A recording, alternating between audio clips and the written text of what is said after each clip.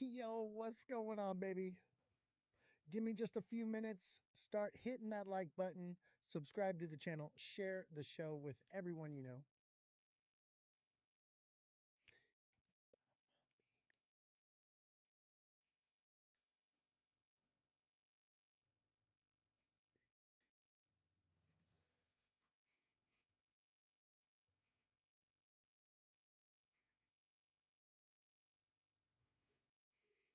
I love this song, by the way.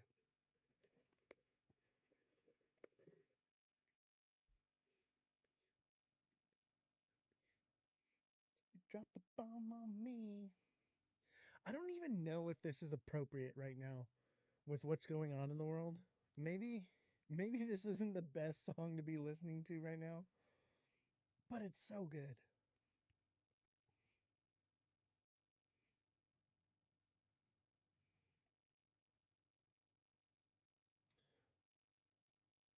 How about a little crypto wives?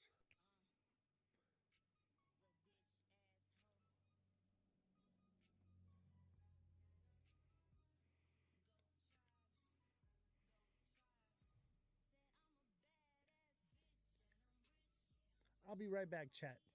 Don't forget to smash the like button. Give me 2 seconds. I forgot something just outside the studio. I will be right back. Enjoy this music video.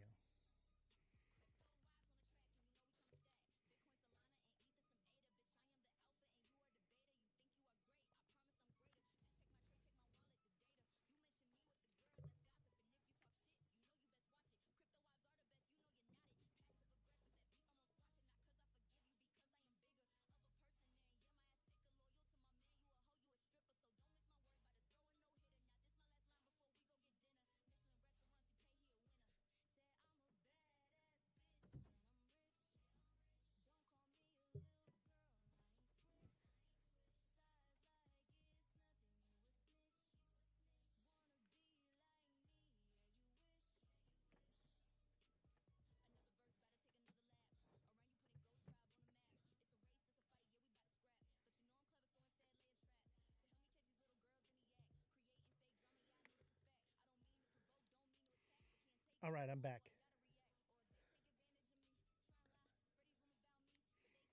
Damn, this song is so fire. I cannot wait to go see these guys tomorrow.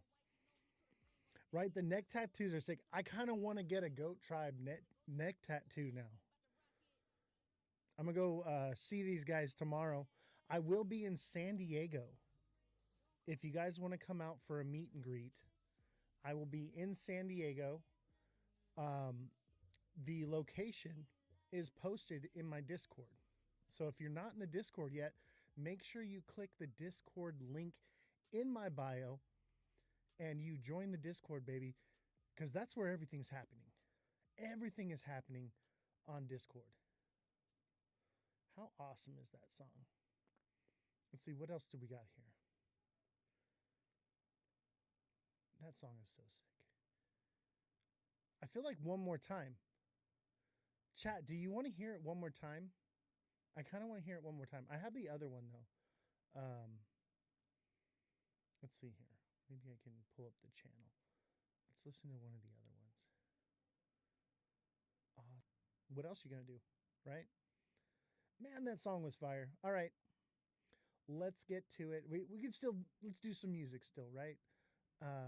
Let's put on the Goat Tribe though. GM chat. Put a GM in the chat if you love this show. Put a GN if you don't like this show.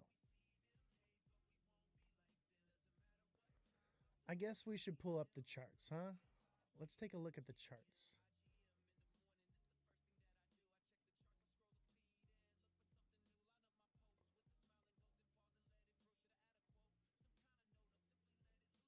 Yes, the new moon. I'm excited for the new moon. That's my buy day. That's also like, I get to buy it and sleep on it for like 2 weeks.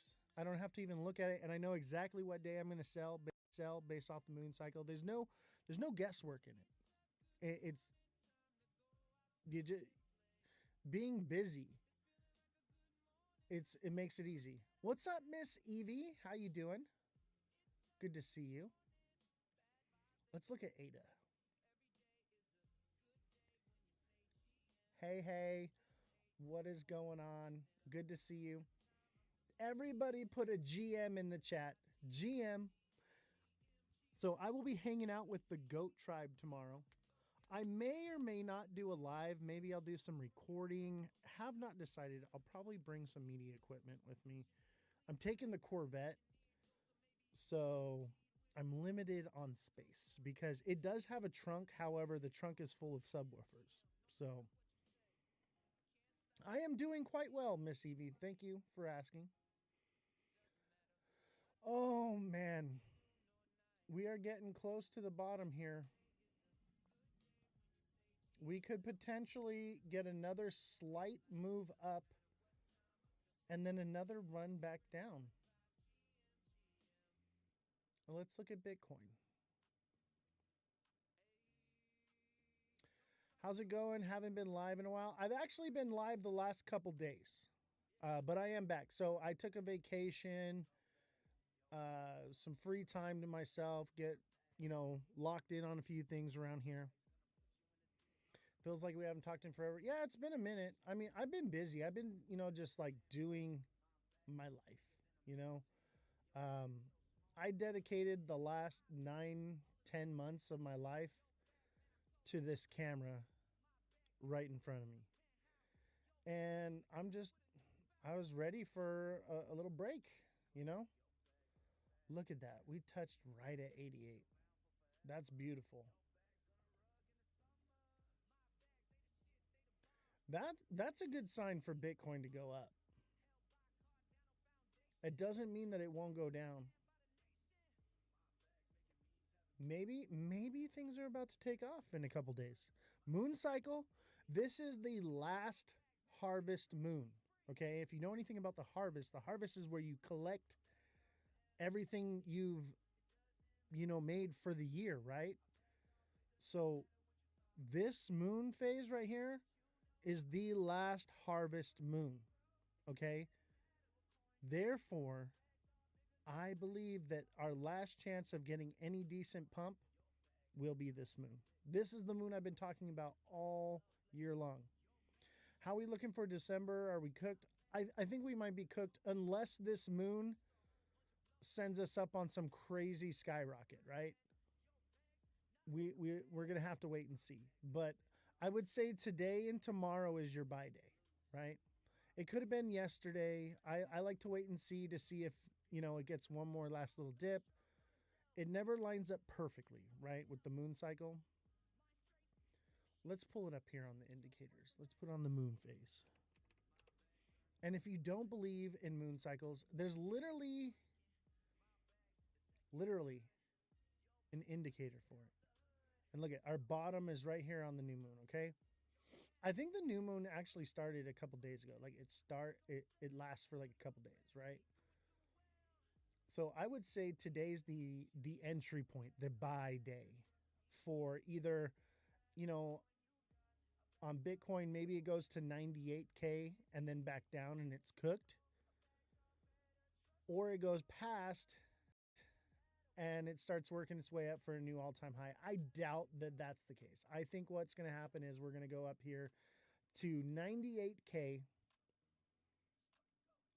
or 99K, maybe 100,000. And then it'll be cooked and it'll just come down from there. That would look like this. So we come up. That puts it around beginning of December, and then it's done. That kind of makes sense. That lines up with everything. I would go with this. This is probably the most likely scenario. Nothing else seems plausible. And that would bring it down here to 80K. Maybe 75K. But, I'd pretty much say that it's more than likely we're cooked on this. Miss Evie, thank you for the heart me. If you're watching right now, don't forget to send in your daily heart me. I'll pin it here for you. That helps out the algorithm. Also, if you can't give any gifts, but literally it's a penny, okay?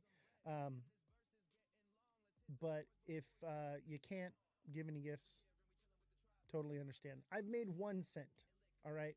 But the idea is to get the algorithm going, to like get people watching, right? So TikTok wants, you know, you to send gifts, wants you to become a super fan. That's the best thing you can do. If you want to support me here on TikTok, the best thing that you can do is become a super fan. 6767, baby. Send a super fan. That's the best. I only need 1 more super fan, and then I earn 70% of my revenue. That is what I need. I really need a super fan. Sorry, I'm trying to turn on the air conditioner. It got a little warm in here.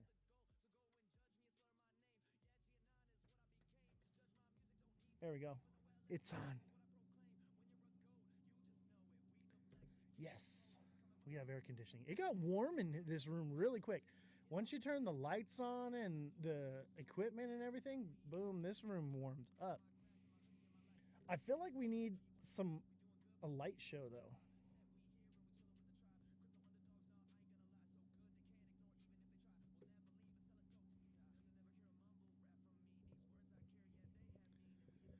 Can't find your ex. My ex is at Ozthecryptogoat. Every single platform at Ozthecryptogoat, all lower cases, no spaces. But the main place to find me is in my Discord. So make sure you click the Discord link in my bio. Also, the X is there in my bio. It's a link tree. Okay, so all my links are on Linktree, and you click that and it'll take you to everywhere.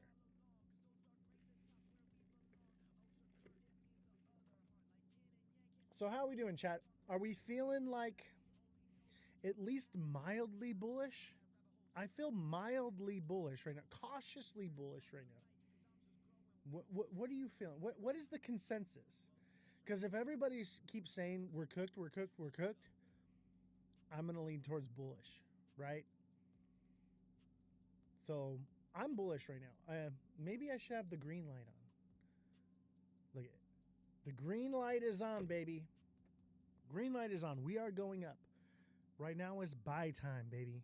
Now it could go down tomorrow, 1 more step, and then XRP to 204, 206 before up.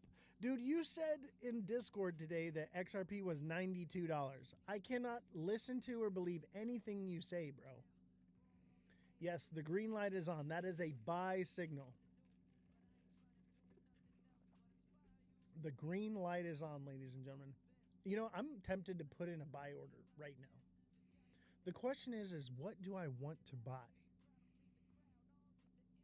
Can I be real with you, chat? I want to buy XRP. You know why I want to buy XRP? ISO 222. Now, does it actually affect it? No. But idiots that buy it think it does. So I think I'm going to put an order in for XRP. It had a wick to $92. No, it did not. Maybe 92 cents. There's no way XRP wicked up to $92. You're crazy, bro. Craziness. I'll tell you what, though, if that is true and there was some kind of wick thing like that, that's going to just create more FOMO. I think XRP is the one to buy right now. Let's look at it. My money's on XRP. I think that'll be the biggest mover this moon phase cycle. I've been waiting for this day. Tomorrow, today, tomorrow, the day before, is the day that I've been waiting for since I started this show. It's finally here. Oh, no, man. What are you talking about? XRP needs to come back down. No, it doesn't. It could come back down to $2. It could. And it might. But I'm pretty sure soon this is coming up. This is a double bottom. XRP is coming back to 270 minimum. Minimum 270. Okay? I'm good with that. A move from 212 to 270, I'm good with that. Because the ISO weirdos, they're going to buy it, baby. And I'm going to make some money off that. Let's get our little ghost guy in here. Look at the charts have grown so much that we can't even get our little ghost guy in here anymore. We got to shrink it up. Our little ghost guy has been here forever. Do you guys remember the ghost? The wick is on the Kraken chart on TradingView. Now I feel like I need to pull it up. Let's find it.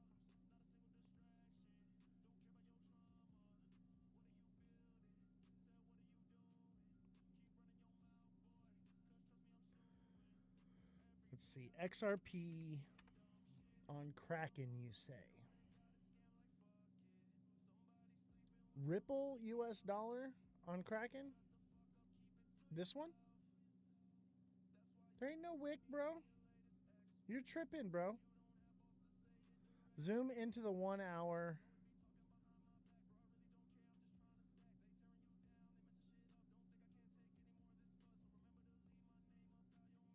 Well, I'll tell you what, the new moon, the 1 hour, zoom in. Yeah, it could potentially come down and do a double bottom, and that would be a reversal. So you're saying this, Josh, is what you're saying? I think so. Wrong chart? What do you mean wrong chart? This is XRP on Kraken. XRP USD. All right, one more time. I'm going to try this. XRP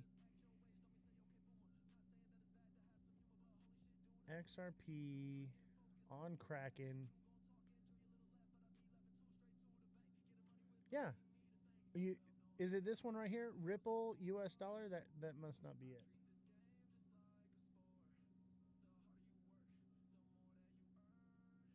I think you're capping, bro. I think you're all cap, bro.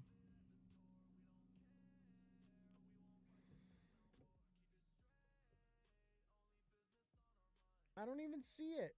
Let me see.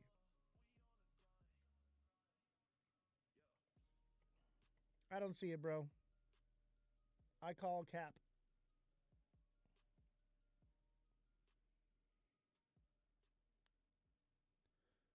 I don't know, bro. I don't see it. I don't believe it. I don't believe it. Hey, don't forget to send in your daily heart me. Don't forget to smash that like button. Don't forget to become a super fan. Josh, I'm talking to you. I need one more super fan. I just need one more super fan, and then I can collect 70% of my revenue here on TikTok. It would be an extra $100 a month for me to just get one more super fan. So if you can help me out with that.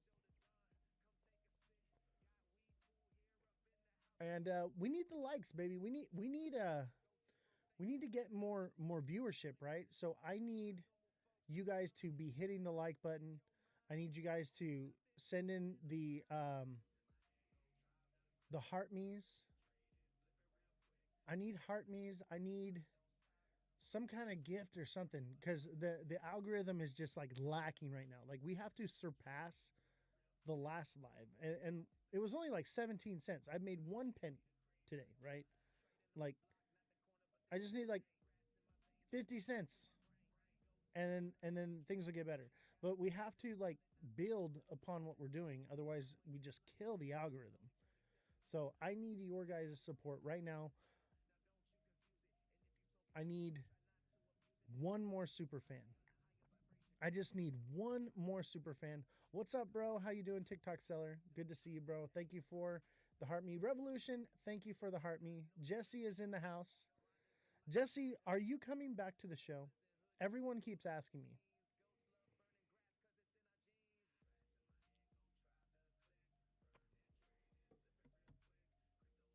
Jesse, thank you for the 2 popular votes. And Josh, check the Discord. You have been summoned. I gotta figure out what's going on with the air conditioning. Since we're not really getting anything going on right now. I'll be right back. It is cooking in here right now. What is going on?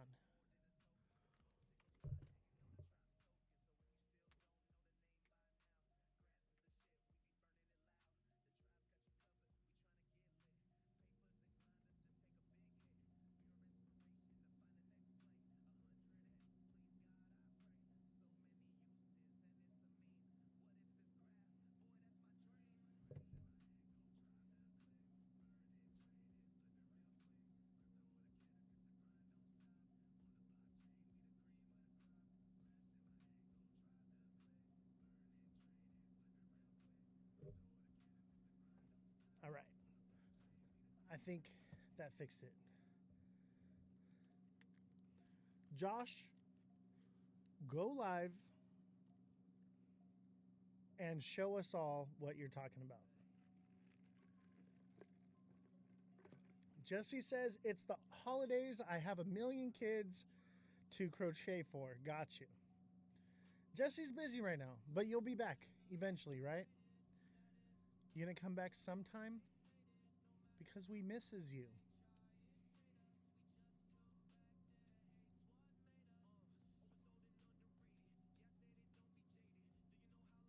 Look at this guy's face.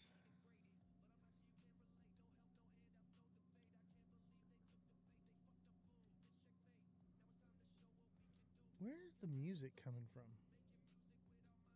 There you go.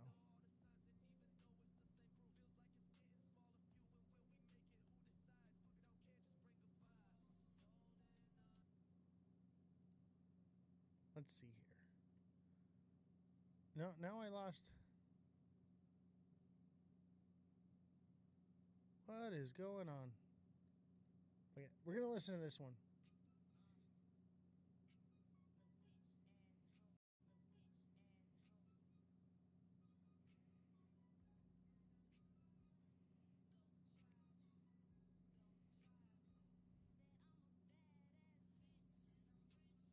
By the way, if you're watching, turn your phone to the side.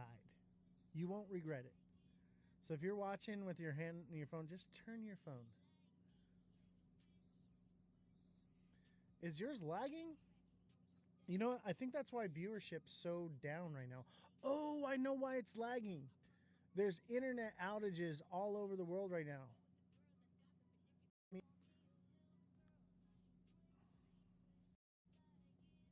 Nope.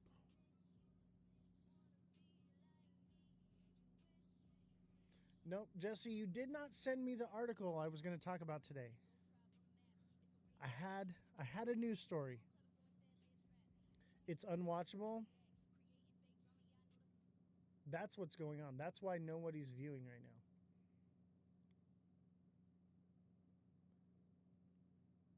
I did not get it. I'll tell you what, we're going to scrub today's live because the internet is down all over the world. We're getting really bad viewership because of it. So I'm going to scrub the live. It was great to see you guys. Come hang out with me in Discord. We'll be in Discord. Josh, post the picture in Discord of XRP at $92. And then I'll believe you. And then I still probably won't believe you. I'll be on Discord. I'll see y'all there. Don't forget to smash the like button, subscribe to the channel, share the show with your friends, okay? And don't forget to click the Discord link in my bio. Join me on Discord. And I need one more super fan.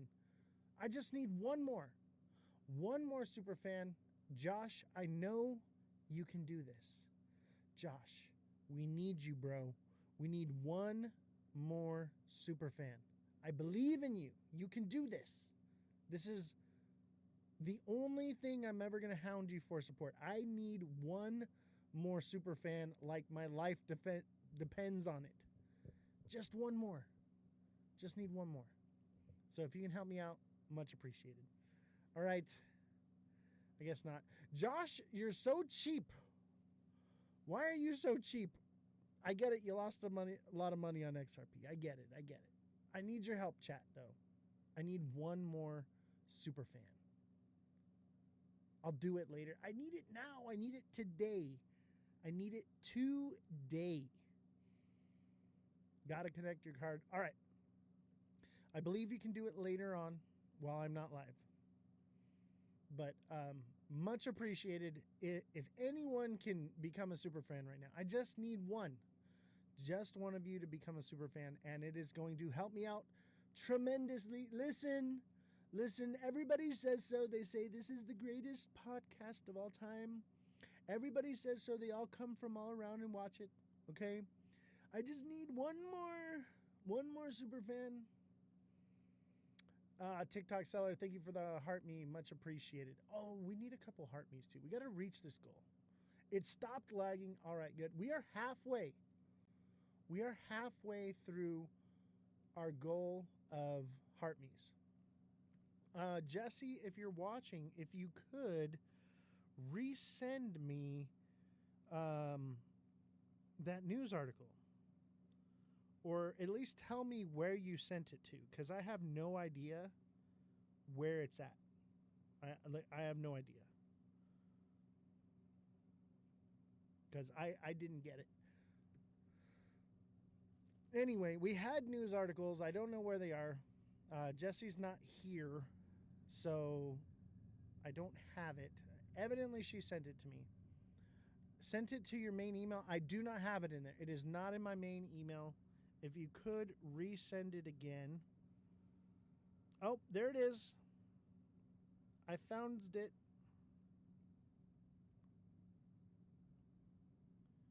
All right. I found it. I found it. Boom.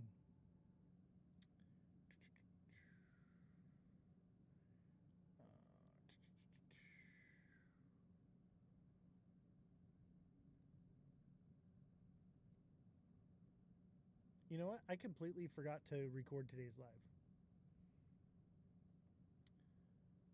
Where? Why is it not in my inbox?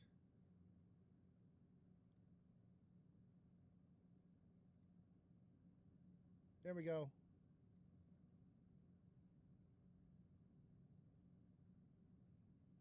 BLS cancels October jobs report, pushes back November's jobs report release date. The Bureau of Labor Statistics, BLS, will not publish its monthly employment situation jobs report for October, the agency said on Wednesday, citing its inability to adequately collect the data during the government shutdown. The BLS also announced that the November jobs report, officially scheduled for release on December 5th, will now be published December 16th and will contain what October data the agency was able to collect. The September jobs report, which was also delayed due to the shutdown, is scheduled for release on Thursday. Household survey data from the current population survey could not be collected for the October 2025 reference period due to the lapse in appropriations. The BLS said nothing that the household data is not able to retroactively collected. You know what this means, guys? I think that this means that the data is bad. Okay? And we're probably going to get either no rate cut or a shitty rate cut, maybe. But I think a lot of people will speculate, right? They're going to go, oh, buy the rumor, right? They're all going to go, oh, buy the rumor. This is the harvest moon, right? Okay? They're all going to be rumoring and talking and saying, hey, guys, ISO's coming. We're going to get a huge rate cut that we've been missing out. We didn't get the jobs reports. The government's not shut down anymore. Everyone's going to go to the moon, baby. And we'll go, Okay? So I do think we're bullish. The green light is on. Okay? I think we're mildly bullish. I think this is somewhat bullish, but I think you buy the rumor, you sell the news, right? This is speculation. This is a rumor. People are going to be creating and talking about what could it be? What could it be, right? And then that's when, we find out. That's when we know it's obviously probably lackluster. It's probably nothing any good, right? But everyone's going to just speculate. All the creators are going to get on here and they're going to go, XRP's going to the moon, baby. They're going to go, hey, ISO 222, November 22nd, baby. It's going to 11D by December. And it'll pump it up. 200K BTC? I don't think so, man. I think we are semi-bullish, though. I think we're going to get something. Let's see. What do they got to say here for us? Let's give this a... Due out after the closing bell. Let's take a little listen here. It's time for Yahoo Finance's Market Minute. U.S. stocks are in wait-and-see mode as investors look ahead to NVIDIA earnings due out after the closing bell.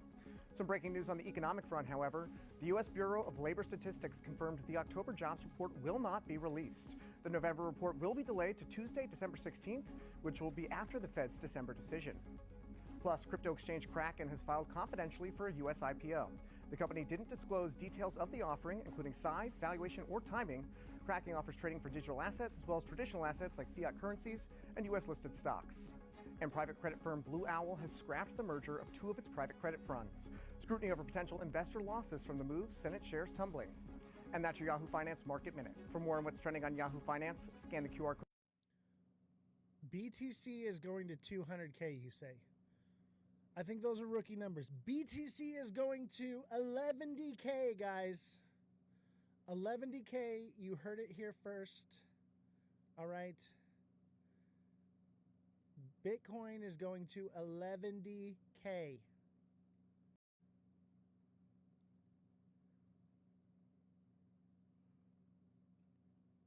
The bottom is in. I agree. That's why the green light's on. Okay? I think we pump up here to 100K, bro. And then maybe we come down and we start making, but we would still be in a bearish trend. That's the next point of resistance.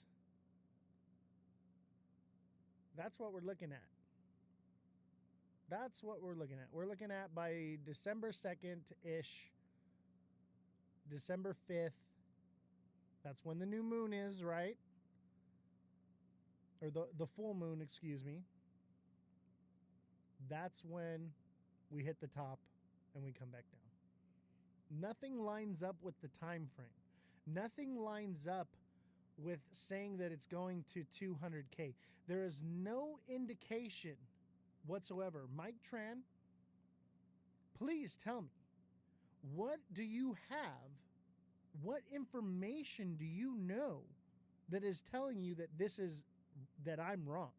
Because everything else that I am seeing says otherwise. Thought you said with the moon this week. I did say. I said the new moon will bring us to the bottom. I am buying tonight or tomorrow. The bottom is in. Okay, you buy the new moon, you sell the full moon. The full moon is December 5th, I believe.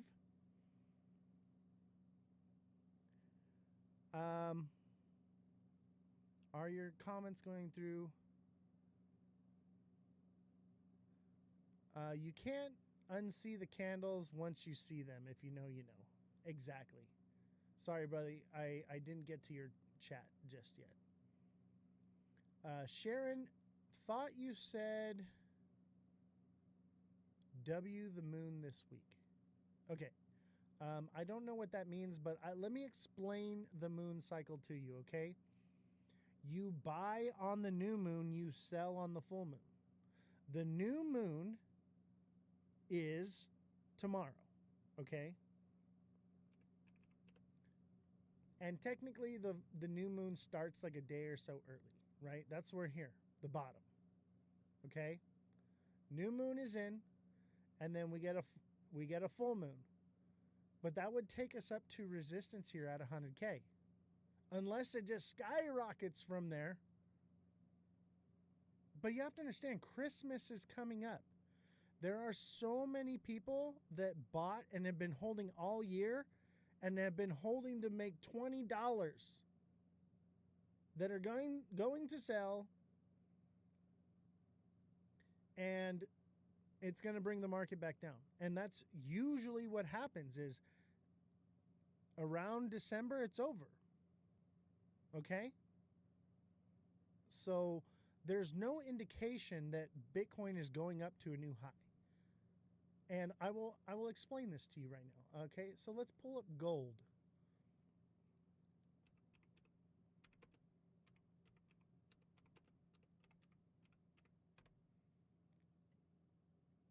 Bitcoin follows gold.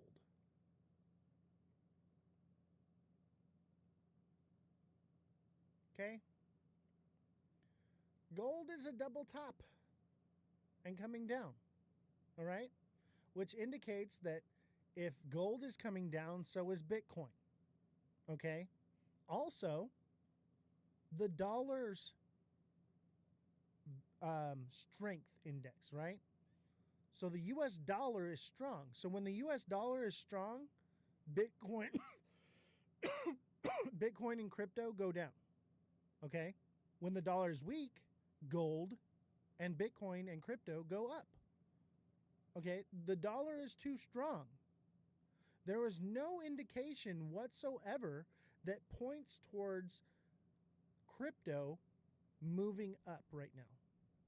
Other than the moon cycle, we get a small move up because we are out of balance, and we have to, if things don't move straight down, they go up and down and up and down, but they work their way a certain direction, and we are working our way down. Okay? If you think Bitcoin is going to 200K by the end of December, you've lost the plot. You don't understand macroeconomics, because macroeconomics is what drives crypto. Crypto is a high-risk asset. I refuse to believe that Bitcoin is going down 200K. We get there by next year. Bro, I feel sorry for you, because you refuse to see every indicator. Maybe it's a lack of education and understanding of economics, okay? Macroeconomics. I pity you, and I feel bad for you. I hope I'm wrong, okay? And things are subject to change. But as of right now, everything is indicating that we are moving into a bear market. If you probably know nothing about the yield curve, right? So you just can't understand these things. And that's great. You know, you can live on hopium, bro. Live on hopium, great. But I'm telling you, hopium is going to get you wrecked every time. You're not going to see these crazy nonsense numbers unless there's evidence to back it up. Okay? So I'm asking you, what evidence do you have that backs up your claim of Bitcoin going to 200K? Because I see nothing that indicates that's about to happen. You're just regurgitating something you heard from some other moon cheesing influencer here on TikTok. You don't know what you're talking about. You have no facts. I'm like, here, tell me where I'm wrong. Give me some kind of data to tell me that I'm wrong. Please. Show me your data. But you have nothing. All you do is say, I refuse to believe that Bitcoin is going down. It's only going to 200K. Well, unfortunately, that is going to cost you a lot of fucking money. Me, I'm about making money. I'm not about believing what the hype is. Okay? So I would urge you Before you invest in the market, invest in yourself and your education. Understand what you're talking about and who you're talking to before you go around and start throwing numbers out and giving price predictions. They said Dogecoin will explode. Dude, everyone is saying everything's going to explode soon. They've been saying that since November, okay? After everything already exploded, everyone's been saying, oh, it's going to explode soon. What is your data? Give me a reason why Dogecoin is going to explode soon. Tell me why. How long have I been trading for? I've been trading in the stock market since I was 18 years old, okay? And I've been trading in crypto since 2016. That's why they're throwing the stimulus checks out. We don't even know if we're actually getting the stimulus checks yet. That is just Trump yap. That's all it is. Trump said that we were going to get no tax on crypto as well, didn't he? That's all yap still too, okay? As far as I'm concerned, there are no stimulus checks coming. There is no tariff checks coming to anyone. Until it's actually happening, it's not happening in my case. That's what I believe. BTC going to 200K, boys. XRP to 1,000. ADA to 10K. Yeah, my boy. I like those numbers. Chat. Can you hear? Do you hear this guy? Come on. 10K ADA, $1,000 XRP, and a 200K Bitcoin. Bro, the only thing that you said that is remotely possibly feasible is that Bitcoin could go to 200K. There is no way ADA is going to 10K, bro. You have lost the plot. In the words of Gordon Ramsay, you have lost the plot, my friend, and I will see you at the bottom, and I will buy your bags when you sell them for a loss. I pity you, you sad, sad man. I'm actually really sad for you. And you know what? You cannot troll me, bro. You can't troll me. I'm too thick-skinned, bro. I've been through way too much, and I know what I'm talking about. So any lame brain can come on here and say whatever they want to say, and it's not going to get to me because I have information, data, and knowledge to back up what I say. So when you have that, I will listen to you, and I will say, hey, maybe I was wrong. But you ain't got nothing for me, bro, other than throwing out crazy prices, bro. 10K ADA is the craziest price I've ever heard. I've heard it $10,000 XRP. A $10,000 ADA, that is on another level, bro. Dude, you need to put the pipe down, bro. All right? Put the pipe down. Come back to Earth. You have to understand that the ship is leaving the moon. And if you don't make it back to Earth, bro, you're going to suffocate out there, bro. Let's see here. Holding XRP will not make a good profit like trading do, says Calvin Hill. First of all, you're not Calvin Hill. But you are correct. Trading is how it's done. You can't just buy a lottery ticket, especially buying the top. Say, I bought Bitcoin at 125K, so it's definitely going to 200K because I said so. No, you bought the top and you're about to get wiped, bro. I hope you brought toilet paper.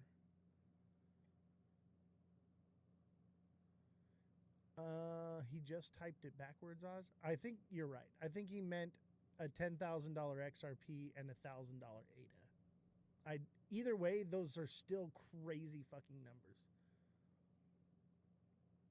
I wish y'all knew how to read individual candles. Exactly. That's literally what I do is TikTok Seller 107, I taught him how to trade. Okay, so he's taken my full course on the TA class. Okay, And he understands how to read the charts now. And he's just as accurate as I am now. He's just as good. And how long did it take you? What was it, a few months? And you're on point now. You're trading like a champ. And like, you know, we're factoring in more than just the charts when we're doing it, man. We're looking at macroeconomics. We're looking at so many things. The reversals are so obvious. People don't know, though. I know. It's sad. It's sad. But I'm glad I was able to help you. Techno, thank you for the heart me. Much appreciated. Don't forget to smash that like button, subscribe to the channel, share the show with everyone you know. When was the last time you called your mother-in-law and you told her, hey, I saw this amazing podcast on TikTok. This guy's incredible. Don't miss his show. He's going to make you rich. I'm not promising riches. What I'm promising you is education. I'm promising you guys information. I'm promising you guys the tools that you need to become generationally wealthy. That's why we're here, right? That's why we're in crypto. We want to create generational wealth, right? That's what you guys want, right? I'm trying to literally give you the tools to do that. But you want to come in here and say XRP is going to 11D and that's supposed to make it happen? That's not how it works. I'm here to educate you and teach you. I want to hone you into a trading monster. But you have to 6'7", baby. 6'7". You got to get with it. I wouldn't get into BTC until it dips below 40. Yeah, that's what I'm thinking. I'm thinking like 38 to 40K will be the bottom on Bitcoin. That's where I'm at too. So that's cool, man. It seems like you got somewhat of a head on your shoulders, but maybe you were just trolling me, which is great. Because I have a good time with it, man. Because you can come at me with all kinds of crazy numbers, but I'm here to educate people. So you saying the opposite to be funny or whatever just fuels me to educate more people. So I'm good with it. Bitcoin will get to 200K first. Bro, no, it won't. No, it won't. Maybe. Okay. I will give you this. Let's just say that the yield curve flattens. Okay. And it's not because of reactionary rate cuts. All right. Let's just say that that happens. All right. And let's just say that the bull run is extended into 2026. Maybe, just maybe, it might get to like 180K, 190, maybe close to 200. Maybe, if the stars align. But let me tell you something right now. There is no indication that the yield curve is going to flatten without reactionary rate cuts. Okay? There's no indication that we are not headed into a time of war, which we're already in. There's no indication that people aren't going to sell just because of Christmas, because they bought $100 worth of XRP because someone lied to them and told them that it was going to go up, up, up, up, up. And they figured I'd hold it for a year until Christmas and I'd cash out. There's no indication that anything is pointing for an extended cycle. And if you see an indication, please tell me, because I want to believe, okay? Because if we are going into an extended cycle, that's great. I make a lot of fucking money doing that. That is great. I want the bull run to last forever, just like all of you guys, okay? I want the bull run to never end, and we continually, listen, I want everything to move up. It's all going to move up, and it's never going to fall. It's going to be beautiful. Everybody says so. That's what I want. But the reality is, nothing is indicating that that's even remotely going to happen. And until I see an indication of that, I am not changing my mind. Now, I am not confirmation bias. I'm not here to say, I said it, so now I have to stick with it. No, I adapt. I change. I say, you know what? Things look like they're changing and I may have been wrong. So therefore, I will adapt. I will change. That's why I'm the goat. You ever seen a goat climb a mountain? It's wonderful. It's magnificent. It's almost impossible, but they do it. The goat adapts to its environment. 145K in February for Bitcoin. By the way, this is gold, not Bitcoin, up on the screen right now.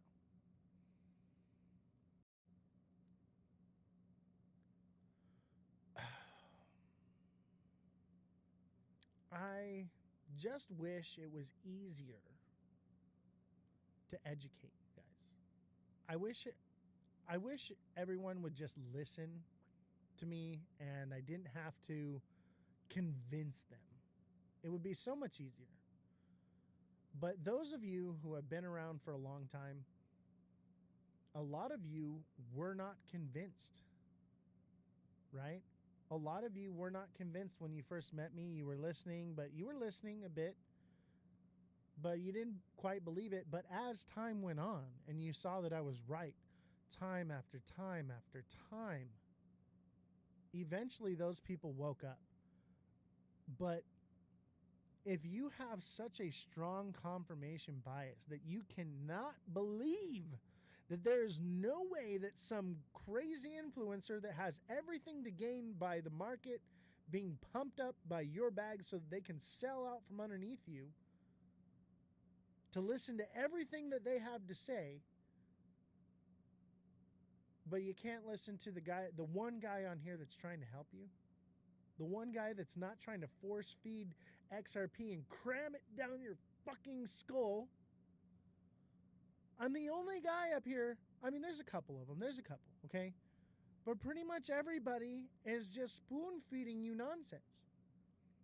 And the one guy that's trying to help you is the one that you want to come in and tell him that he's wrong with no data. You have nothing to say other than regurgitated nonsense that you heard from some other person that's regurgitating nonsense. Let's be honest, nobody on TikTok is moving the market. Some of us could. On the right coin, I could move the market.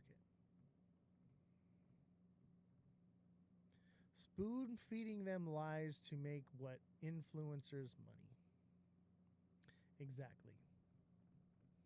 And, you know, it's like people come in and they're like, oh, well, Crypto Psycho says this, or Calvin Hill says that, or Jake Claver says this. These people have everything to gain by rugging you. And I see you guys sending them gifts and money, and you're like, oh, thank you so much for lying to my face and making me feel better. It's so sad. I just want to help y'all. So when I say, if you're going to come in here and throw out outlandish claims of a $10,000 ADA and a $1,000 XRP, have some information to back it up. Show me your data.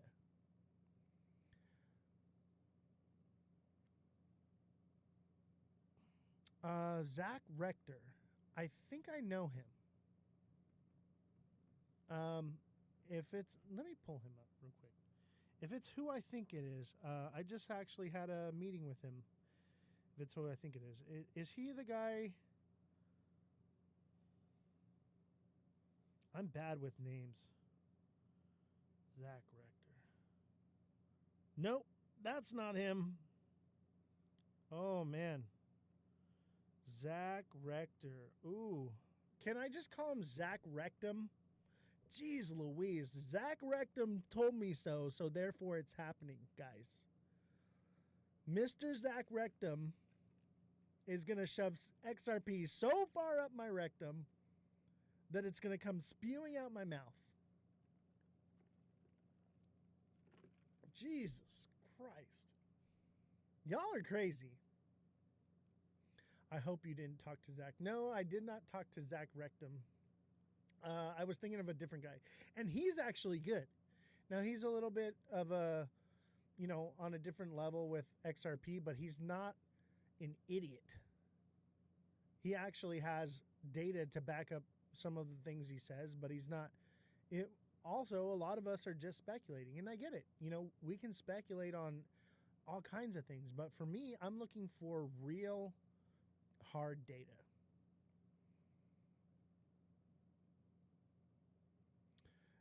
Zach called 270 the bottom for XRP. Guys, I called 163 and I actually called 160, 161, which was the actual number, but we add a few cents to make sure that our limit orders fill. I called the 163 dip on XRP in January. And I said that XRP would continually move downward until it hit that point, and then it had the potential to go up, which it did. Months in advance. No one out here is calling it like I am. Let's see here. Oh, another one. You seen XRP hit $91 on Kraken glitch today. Yeah.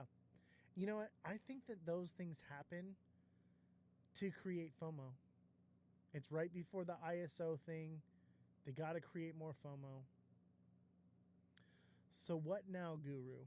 What do you mean, what now? What now? We're going up. The green light's on. We're going to go up a little bit, and then we're going to come back down. That's what. We're at 92 on Bitcoin. We'll probably see 98 to 100K, and then come back down. That's what the guru says. Maybe I'm wrong. Maybe it goes parabolic from there, but it's going up from this point, okay? What I would say is 139. And if you don't know what I'm saying when I say 139, then you need to get in my TA class, and you would understand that. And if we are going to 200K Bitcoin, you're still going to make plenty of fucking money. Answer YOS, please. Where? Bro, Bitcoin to 74. Yes. Let me see here. I think lower. I mean, that would be a stopping point for Bitcoin. 74.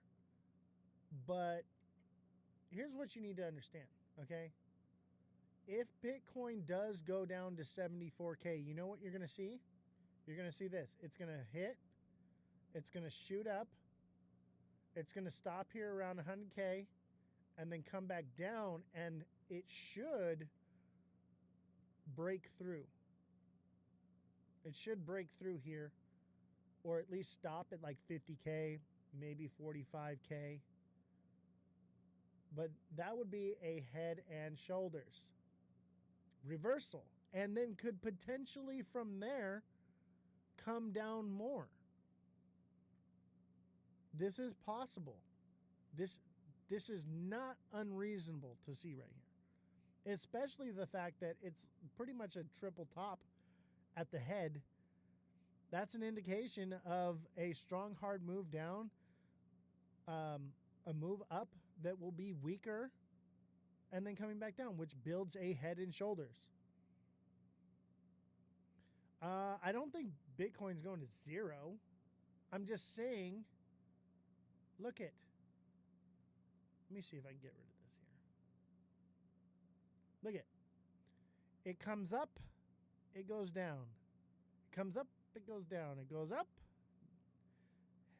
double top, and it comes down. Now, it gains a little bit of value. It holds its power, and then it comes up again. Eventually, this bubble has to crash. You have to understand that the reason that the price of Bitcoin is as high as it is because it's leveraged. Look at Michael Saylor. Over leveraged bubble.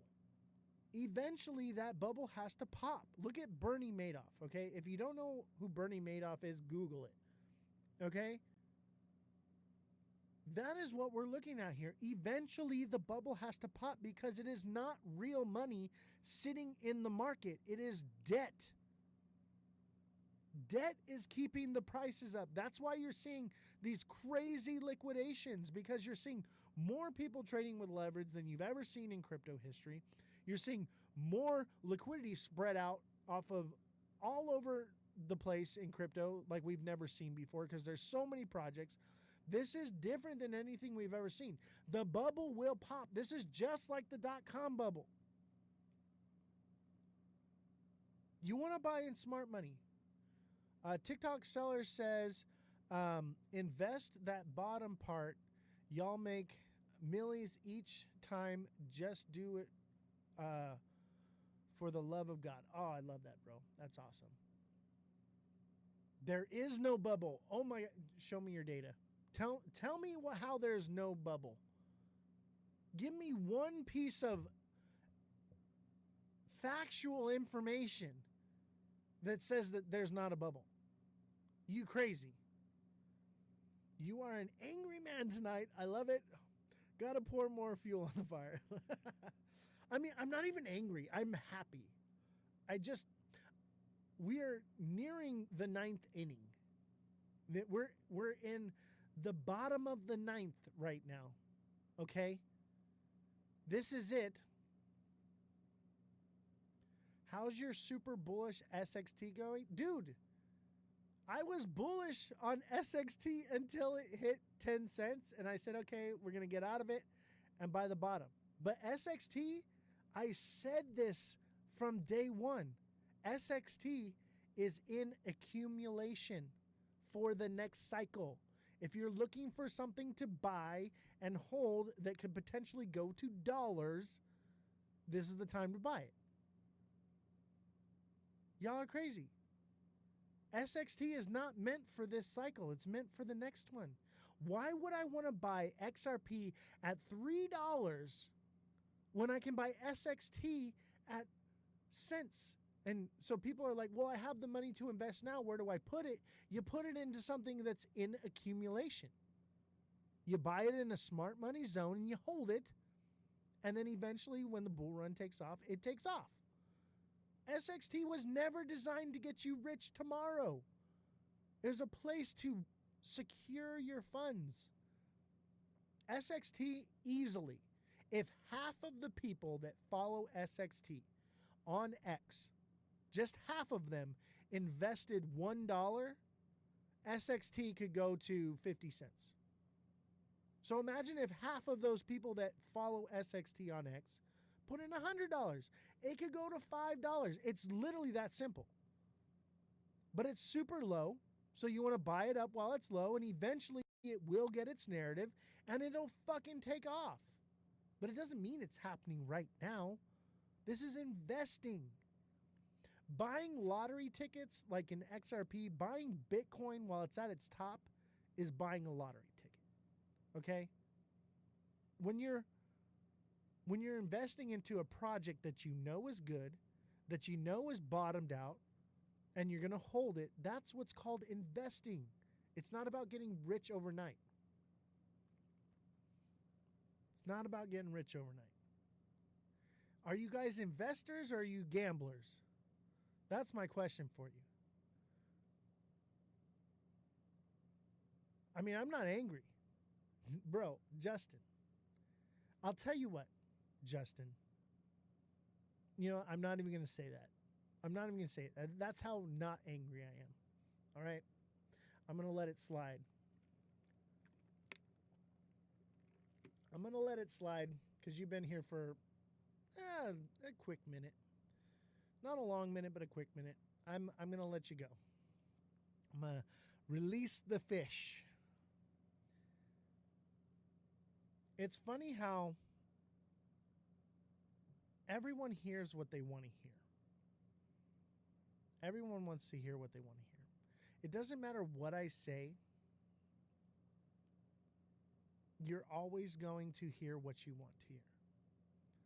So I could literally tell you in black and white, this is what you need to do.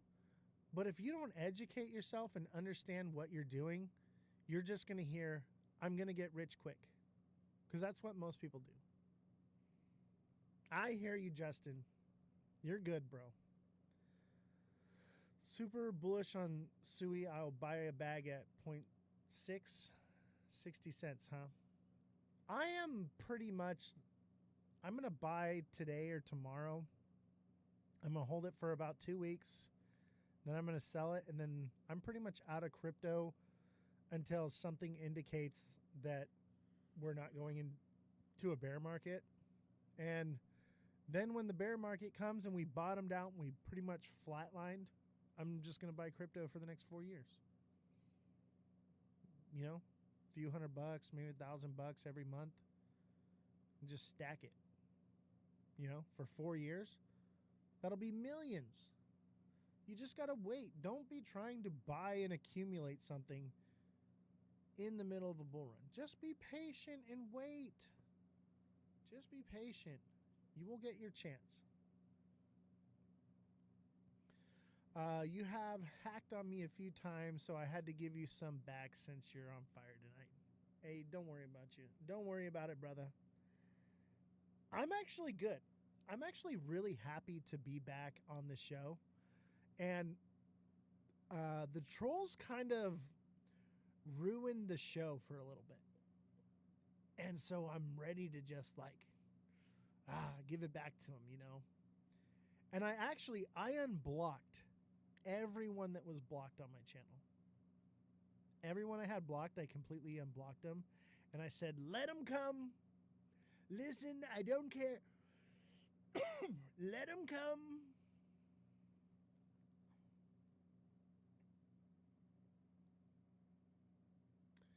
Now we're going to 40K. It's just not going to take 12 months. I think it could take 6 to 12 months, maybe 8 to 15 months, something like that. It takes time. Yeah. Coming down. Look, if this is, we're going to 50K. This would be September, October, November, December of, I'd say December of 2026. We could potentially see a $50,000 Bitcoin. That's the timeline. This is why I draw it out right here, because I can literally come around here and see, and then I can go off of how the cycles work and the time and the quarters, right? And I can say that more than likely by December of 2026, you're going to be able to buy Bitcoin for 50K. All right? Devil's advocate here. Crypto is a scam, and it will dissipate in the next 5 years. Oh my God. So are you saying that in reference to the idea that mass adoption already happened? Chat, what if crypto is a pyramid scheme? What if it's all a scam and we're already using digital currency right now? I have information to back this up, okay? What if mass adoption already happened? What? First of all, let's reel it in a little bit. I got a fish here, okay? Let me just reel in that fish a little bit, all right? What do you define mass adoption? Chat, what is your definition of mass adoption of crypto?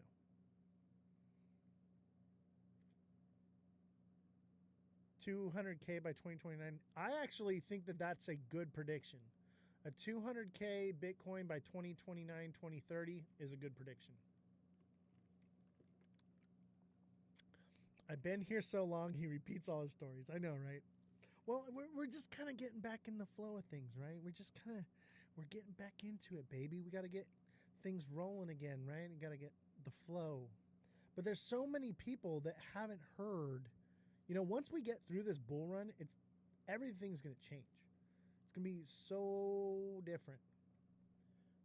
We gotta inform as many people as possible. You know, we want to help them.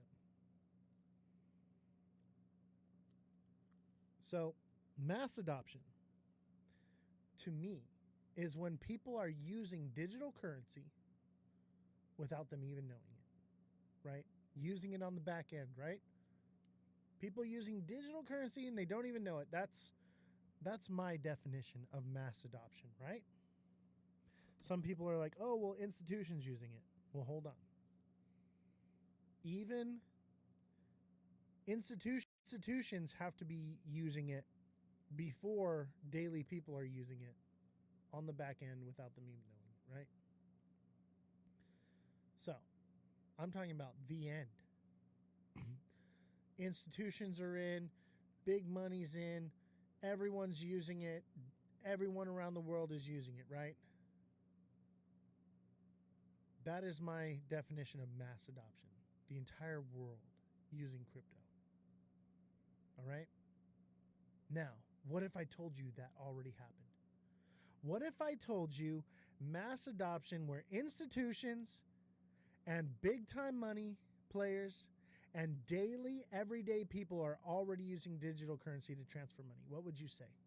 Would you believe it? Would you believe if I told you that everyone was already using digital currency right now? Everyone. Well, the fact of the matter is, we are. Have you ever used PayPal? You can send money to somebody cross-border instantaneously within seconds with no fees with PayPal. Isn't that what XRP is supposed to do? Right? You can use PayPal. You got Cash App. You got Venmo. Right? We already have it. We've been using digital currency for a long time. So it is possible that crypto is maybe the next step, which I think is probably more likely. Or it's what's happening on the back end that we don't even know that's being used, and they need to keep people putting money into it because they need that liquidity for the liquidity pools for it to work.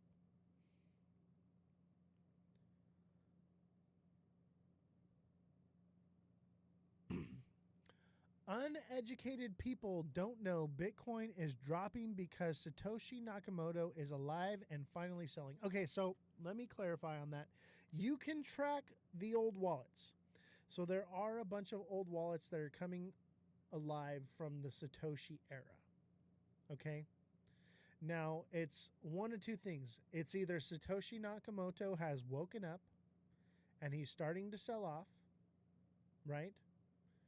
Or it's multiple people that have bought a long time ago that have been holding it for a long time. They're like, you know what? It's topped out. I made my money. I'm getting out. Or it's people that bought it a long time ago to order a pizza or something, had it in there. They lost their seed phrases. They lost whatever, and finally are getting access to it, and they're cashing it out. We don't know. But there are a lot of Satoshi era. You have to understand that they play with words because they want to create hype. Oh, Satoshi's alive and he's selling off his Bitcoin. It is possible that these are Satoshi era, means they bought Bitcoin around the same time that Satoshi created Bitcoin. That's all it means. Okay? But that's one of my biggest concerns with Bitcoin is the fact that how many Bitcoin does Satoshi own? Anyone in the chat, someone help me out. How much Bitcoin does Satoshi own? I think it's like 100 billion or something like that. Right? I don't like the odds of that. That means that person could sell somewhere that money is that Bitcoin is sitting in a wallet. I totally made that up. Had no idea anything close to that was happening. Yeah, dude, that's actually happening right now. I actually have news articles and stuff on it that I didn't pull up because I'm not really. I don't know. Maybe I will do the news again. Do you guys want me to do the news? But there are Satoshi era wallets coming back to life, and and what I want to know is Satoshi's wallet one wallet or is it multiple wallets? Like what? I don't see. I don't. I'm not even going to begin to say that I know everything about Bitcoin, but I do know that there's like 100 billion Bitcoin floating around out there in a wallet that could literally get liquidated at any time. So someone could sell it. We don't know who it is. We don't know Who's holding the bag? It's 6 or 7 wallets. Exactly. That's what I'm saying. So it's a few wallets, but someone out there has to have access to that. Think about it. If you're Satoshi Nakamoto, let's say you died. Everyone says, oh, well, he died, right? I don't buy that for 1 second. I don't buy that Satoshi Nakamoto is some random guy. Honestly, you want to jump down a rabbit hole with me? I think that the CIA created Bitcoin. And I think that Bitcoin stands for beta test coin, okay? And I think that that's why they're pushing all these other countries to buy into Bitcoin, because what they want to do is, and this is the U.S. government, the CIA. Satoshi Nakamoto stands for Central Intelligence Agency in Japanese. Okay, I believe that they are holding the wallet, making people believe that Satoshi's dead, that those wallets will never be accessed. They're creating FOMO with our country here in the United States that Bitcoin's happening and everyone needs to buy it up, buy it up, buy it up. Creating this. Imagine if you had an enemy, right? Imagine you're the U.S. government. What is the best way to attack your enemy? You get them to buy something that's worthless, right? And you can topple their government. Haven't you seen Rick and Morty? He says they just toppled the Galactic Federation, and they're like, how are you going to do that? By changing a 1 to a 0, right? Making something that was worth something worth nothing, right? If you're the U.S. government and you are Satoshi Nakamoto and you created Bitcoin and you are holding the bags, you have all these, right? And you're creating the narrative for everyone to buy into it. Nations are going to start creating these strategic reserves, right? See, we're not actually buying it. We're just seizing it and holding on to it, which is creating value. Where other countries are like, oh, well, we're going to, because they're dictatorships, they're like, we're going to buy it. We're not just going to take what we seize. We're going to buy it. We're going to hold it. We're going to create our own strategic reserve. We're going to get rich too, right? Well, let's say you just want to control the entire world. What do? You sell all your Bitcoin. Now you've extracted the wealth from the entire world. That's how it's done. That's what I think is really going on. And I think it is the beta test coin, and there will be something else that is used, or we're already using it right now. We've already adopted it. Satoshi Nakamoto's real name is probably Jeff. Oh my God. It's probably Justin. Satoshi's real name is probably Justin Kelly.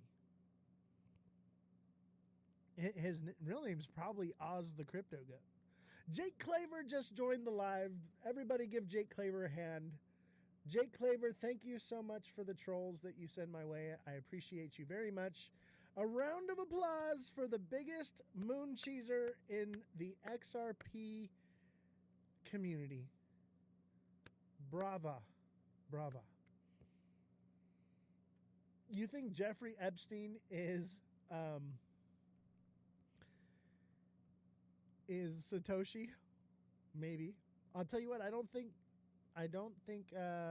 Jeffrey Epstein's dead. And I don't think Satoshi's dead. I don't even think Satoshi's a person. It's an organization. And I mean, I can't say this stuff on TikTok. It's coming soon, though. I have information, okay, from Hollywood, from working in Hollywood, that I will be releasing at some point. But we got to get more viewers. We got to, because, I mean, if we get to a point where we're just not growing and that's just what it is, I'm going to still tell you guys. But I'm hoping that my life will be spared if I have a big enough following. Or at least it'll create, like a legend effect where people will start to, it'll go viral because of my death?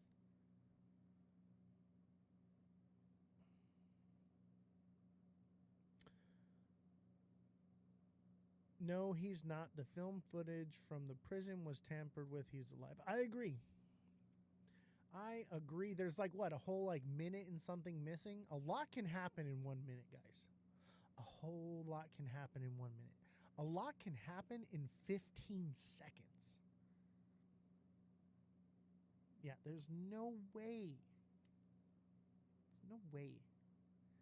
I do believe he was Mossad, right?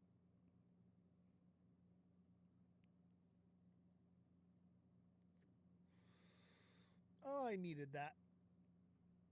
You know, I need a bigger one. Give me a second here.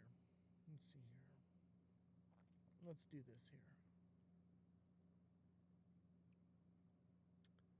Oh, look at that.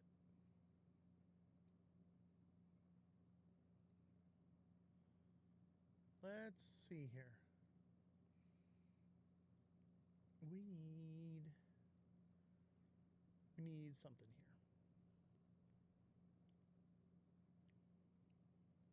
here. Hydration break, maybe. Yeah, I need to change the music.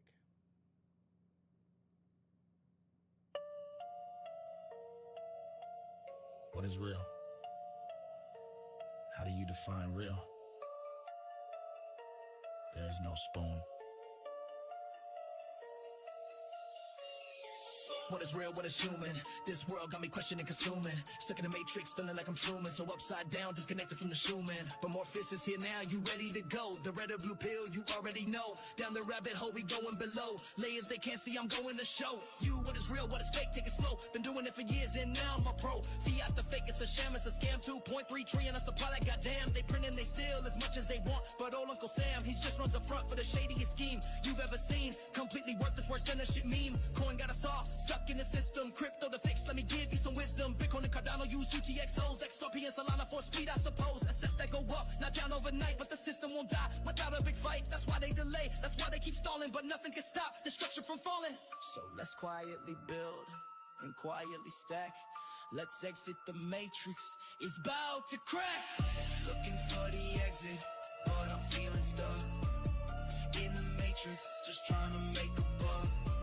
Sick of working, I ain't gon' slave away. All I'm offering's the truth, yeah, that's what we say. No more lies, no more fake shit. Man, I really can't take it. I know what is real, so please don't mistake it for new cars and new clothes with next level flows. I try to compose this life that we chose. The matrix is everywhere, it's all around us. Even in this room, it must surround us. You can't see it, you feel it, it's in your soul. Breaking the matrix, they losing control. Politicians and judges, they have the role to keep you in line. Yeah, that's the goal. But when you wake up and then you bake up, you must shake up the matrix and break up. You see the code, not Haskell or no, but the system they built, it's gonna explode. You're faster than this, so upgrade your mode. Don't think no, you are ancient knowledge bestowed. Don't listen to media, turn off the TV. Don't watch that fake news, they'll have you believe lie after lie. That's all that they doing to keep you from chasing that dream you're pursuing. Looking for that exit, but I'm feeling stuck in the matrix, just trying to make a buck. Sick of working, I ain't gon' slave away. All I'm offering is the truth, yeah, that's what we say. Only show you the door, you gotta walk through it. I'm scrolling Big D, now he got me confusing. The shape of the earth, no way that we moving. Long distance test, that's how he can prove it. Starting to be like my big homie Wiz. He thinks that his flat and handles his biz. You sound like the dumbest thing I ever heard. Read a book, check the net, just follow the herd. But Google be playing with your search results. They be gang gang, I'm sure just a cult. So no matter how many times they insult, we think for ourselves, not a stupid adult. Is it true, IDK? Yeah, I really wouldn't doubt it. Check the views on YouTube, they really ain't about it. On the news, blew a fuse, yeah, that's when the dreaded is controlled. No excuse, that's why they freaking the ladder. Breaking through, no kung fu. Yeah, I see the matrix falling. Payphone crew, deja vu. With Agent Smith, I'm brawling. So don't give up, say what's up. If you still stuck in the matrix, the end is near. Have no fear, just keep building and lay bricks. Goat Tribe, baby. That is Goat Tribe. I'm going to be chilling with those guys tomorrow in San Diego. If you want to come and hang out with me for a little meet and greet, come on down to San Diego. The flyer for the event is in my Discord. Click the in my bio. Don't forget to smash that like button, subscribe to the channel, share the show with your friends, become a super fan. Become a super fan today and help support my show. I need one more super fan. I just need one more. If you're watching and you like this show, help me out. Become a super fan. Now's the time. Look at all the super fans that just joined right now. What is going on, guys? Thank you all for joining me today. We were live for an hour and 29 minutes. That's awesome. Mr. Pag says, yo, how you been, brother man? Henry here. What is going on, Henry? How you doing? I've been good, man. We are having another meet and greet in San Diego. I might hop off here in a little bit. I just want to acknowledge everybody coming in. Seamont, it's good to see you as well. Mar Lopez, thank you for the heart me. Much appreciated. Let's see, how many more heart me's do we need? We need 3 more heart me's. Help me reach my goal. It's a penny, guys. I've made 4 cents this live. 4 whole cents.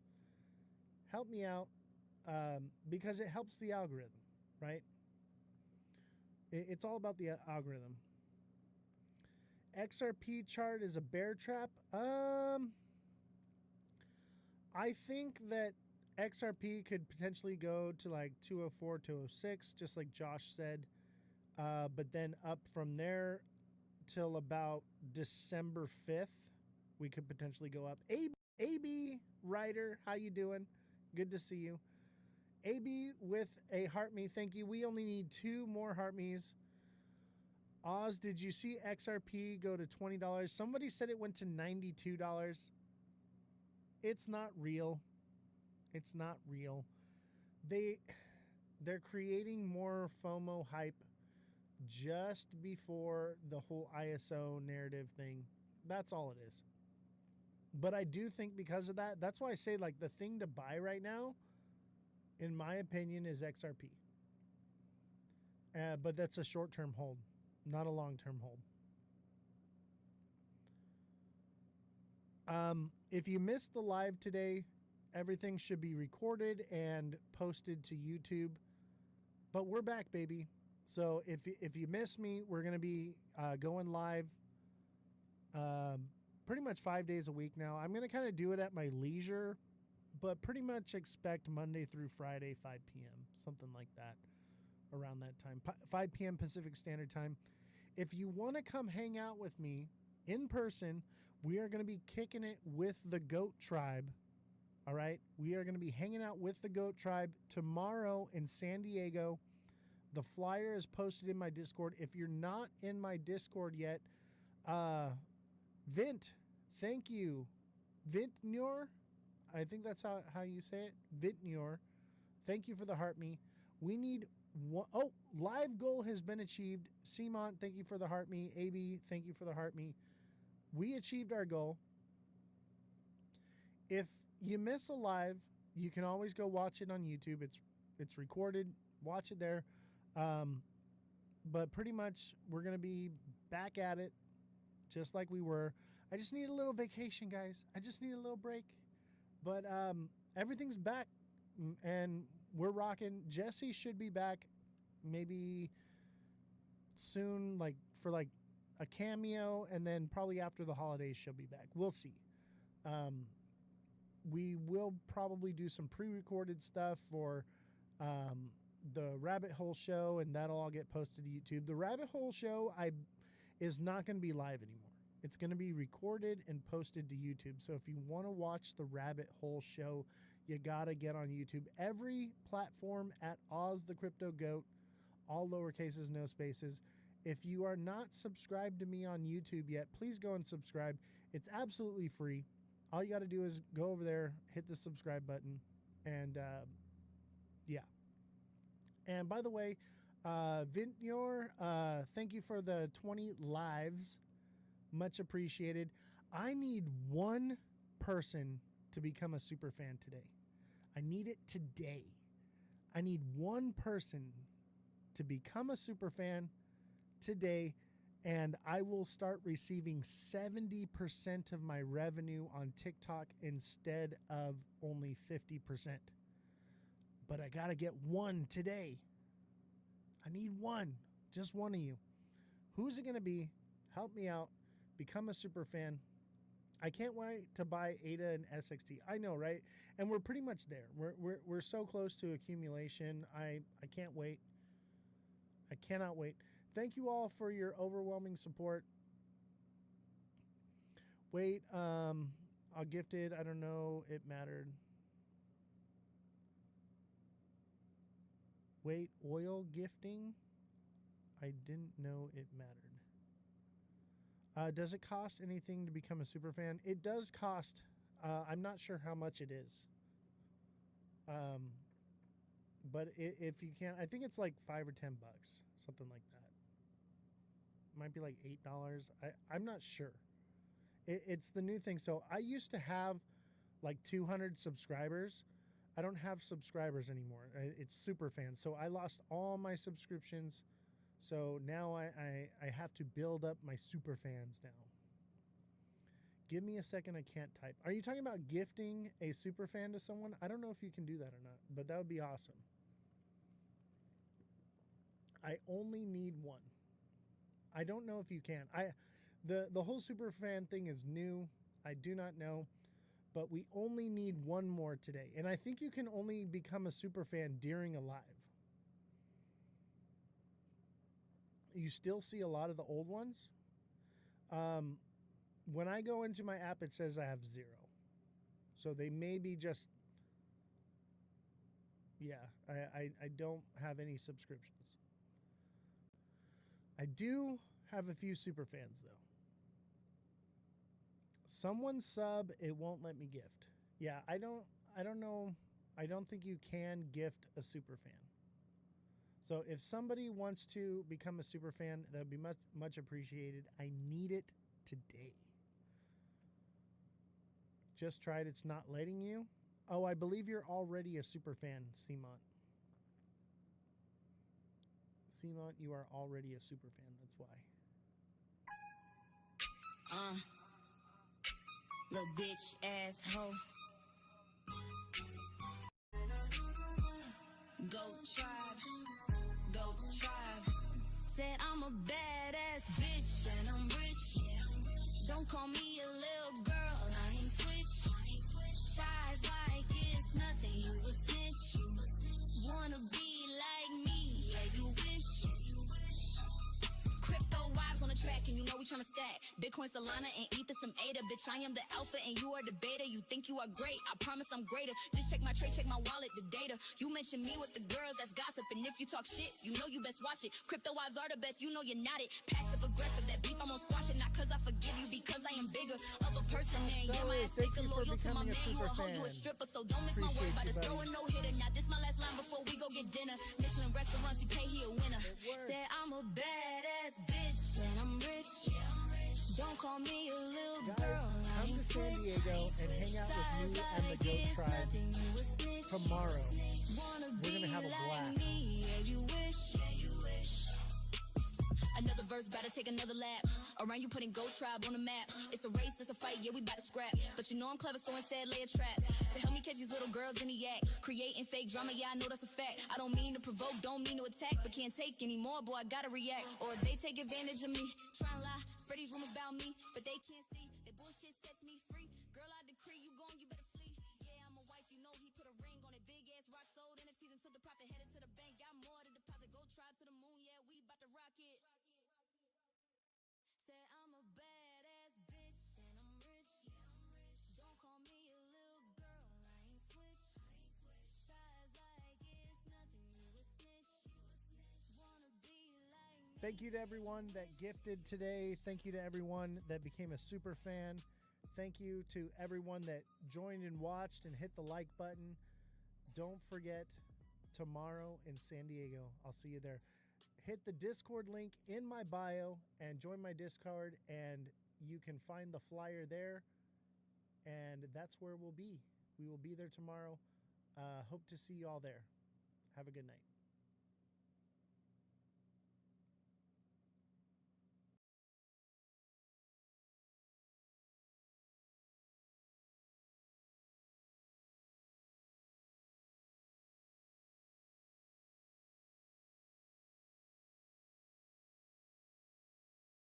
How's everybody doing today? Welcome, welcome, welcome to the Ledger Lounge. This is Oz the Crypto Goat, and we have a special guest coming on today. Waddy Crypto X will be on the live today, so don't forget to smash the like button today. What's up, Waddy? How you doing, man? Glad to have you, brother.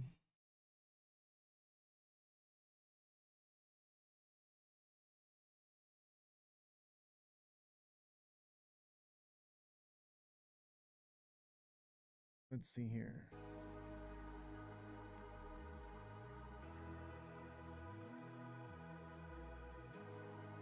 How's it going, Waddy? What's going on over the Glad to have you. Let me fix the audio here. TikTok Studio got an update today and everything's a little bit off. The music is a bit loud. How about now? Still a little bit. Lower one more, probably. How about that? Okay, better. Perfect. Much perfect. better. Yeah, I kill the music when we get going. We also have Jessie in the house today. She hasn't been feeling well, but she came in today just for you, Waddy.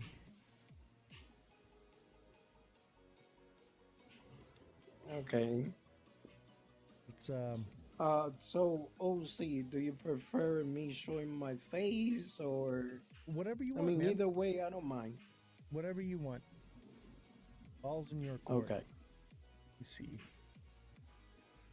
Won't let me move you. Alright, so let me set up the phone somewhere nice. TikTok face cam is uneven. What do you mean uneven?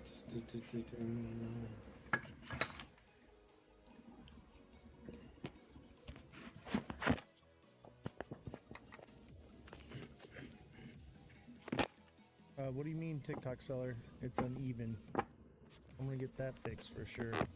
'Cause everything looks good on my end. Maybe.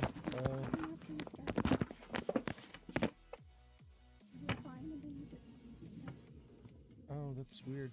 Can you call in the IT guy? Sorry, Waddy. TikTok Studio did an update today, and everything is not working properly. My apologies.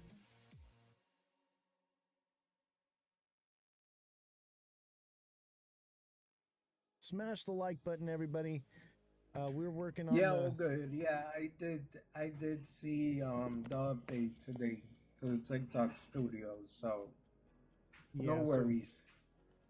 Yeah, it's a little wonky. We'll get it figured out here in just a second. I wasn't expecting you to come on for another hour. I'm a little unprepared. Oh, never? I thought I saw from 8 to 9. I thought I had to be here early.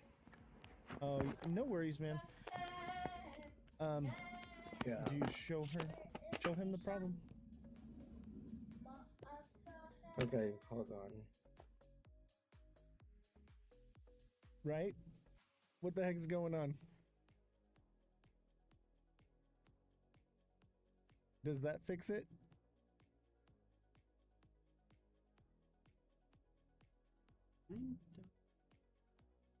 What about the display screen? Let me see it. That is weird. These moved too. I guess so. These are massive too now. When they updated it, they just put it up. I mean, OZ, do you want me to come back? Yeah, give me a few minutes. All right. I need to see. Well, I'll be in the chat anyway. Okay. All right. My apologies. All right. All good.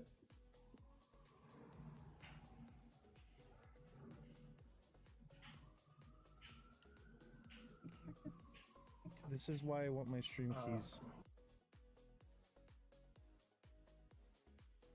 All right, we'll go with that. Oh wait, now it went back to normal. It's just TikTok Studio. I think it's TikTok Studio. What the heck? That's off center now. You gotta push it more. Camera more.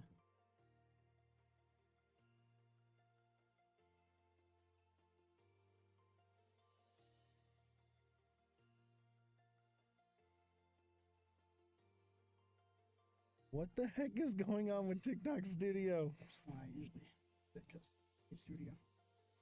This is why I cannot stand this. I need my stream keys. Now, Eve, if you're watching, I need my stream keys. Like yesterday. It's been a week. All right, we'll go with that. Move the camera, move the display like. No, it's fine. Yeah, it looks fine. All right, we're back. Everybody smash that like button, subscribe to the channel, share the show with your friends. Welcome to the Ledger Lounge. This is Oz the Crypto Goat, and we have a special guest on today, Waddy CryptoX. We're going to be talking about some fun stuff today. Nate, thank you for the heart me. Let's get the shoot, now I don't know how anything works anymore.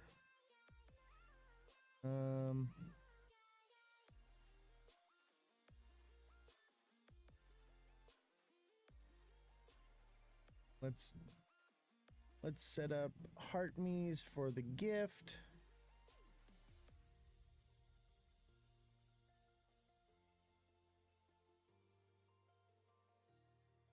We'll do 10 heart me's. Perfect. Let's get those heart me's rolling in. I don't know what's going on. Ever since they updated TikTok Studio, it's been a mess.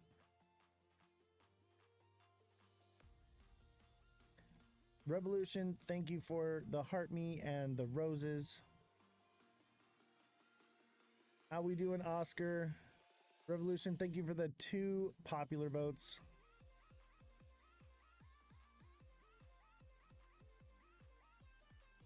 How's everybody doing today? It's Friday. It's Friday again. I don't know how that song goes.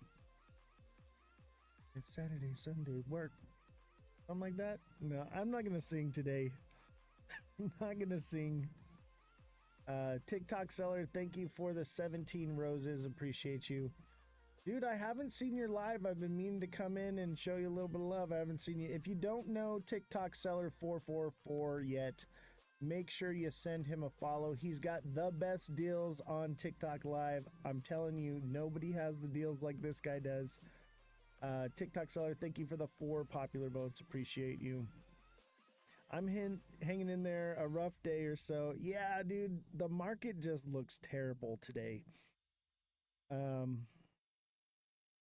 Oh, you're waiting on a new product. Nice. The cool ice maker. Oh, dude, I have one of those.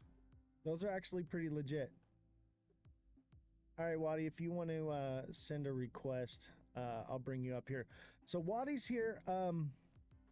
We usually get more viewership later on after about the first 15 or 20 minutes. Jaydan ended his live, so we're not going to be slim pickings today. When Jaydan goes live and we're live, it's a wrap. It's a wrap. There's nothing we can do about that. But he's great, you know. He's got a good show. But yeah, we're definitely got some competition. But healthy competition is good. Leo, thank you for the heart me. Appreciate you. Yeah, don't stress it too much, man. Usually the crowd comes in slowly, man. So Oh yeah. earlier I was in Crypto Bros live, and he only had like 30 people, and we were just having a good conversation. By the time I left, there was like 55. So Oh yeah. don't stress it. I love Crypto Bro. Cosmic is one of my favorite Yes. creators for sure. Him and Bullish Babes show is just spectacular. Yes. It's not as structured, but it's very fun. It is a laugh riot the entire time. I love that show. I was actually watching you on it earlier today. Yeah. So you know who I'm talking about, and you know what I'm talking about. So it's all good, man. once we start getting the conversation rolling, people start seeing that I'm here, you're here, and if it's good, then it brings more people in. Oh, exactly, exactly. It'll get rolling here. Before we get started, what's your take on XRP, man? You think we're cooked, or you think we got a double bottom here, maybe triple bottom, and we'll take off? Uh, I will take a look at the chart. So give me a minute. The only thing I could tell you is I am very disappointed. Oh, I'm very I disappointed too. thought that, huh? I'm Yeah, I just, thought yeah, that with Canada coming out with the only ETF, the first XRP ETF over there, I thought I was gonna see some real nice price movement, and it didn't happen. yeah. It's been quite a letdown. Um, I'd even say this is a quadruple bottom here, which is not a good sign. Yeah. A triple bottom, yeah, we could potentially, but 4 times and then it tested lower.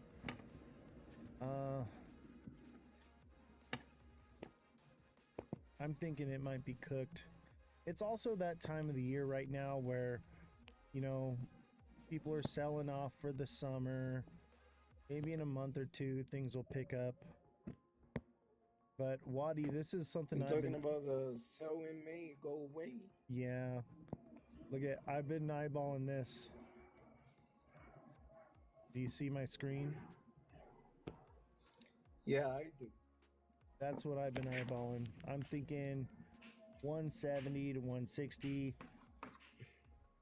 According to Well, you're going wave theory, way, I would, way lower than me. yeah. I was Wave gonna theory say says you're going 90. way lower than me. Yeah, I'm I'll thinking like tell you what I got here. Hold on. 190 maybe. But that's just at like support. Yeah, so first thing is first, breaking the 108. That's the strongest support I see right now. After 108, yeah, 162 will be the lowest level that I have on XRP. You mean 180 or 108?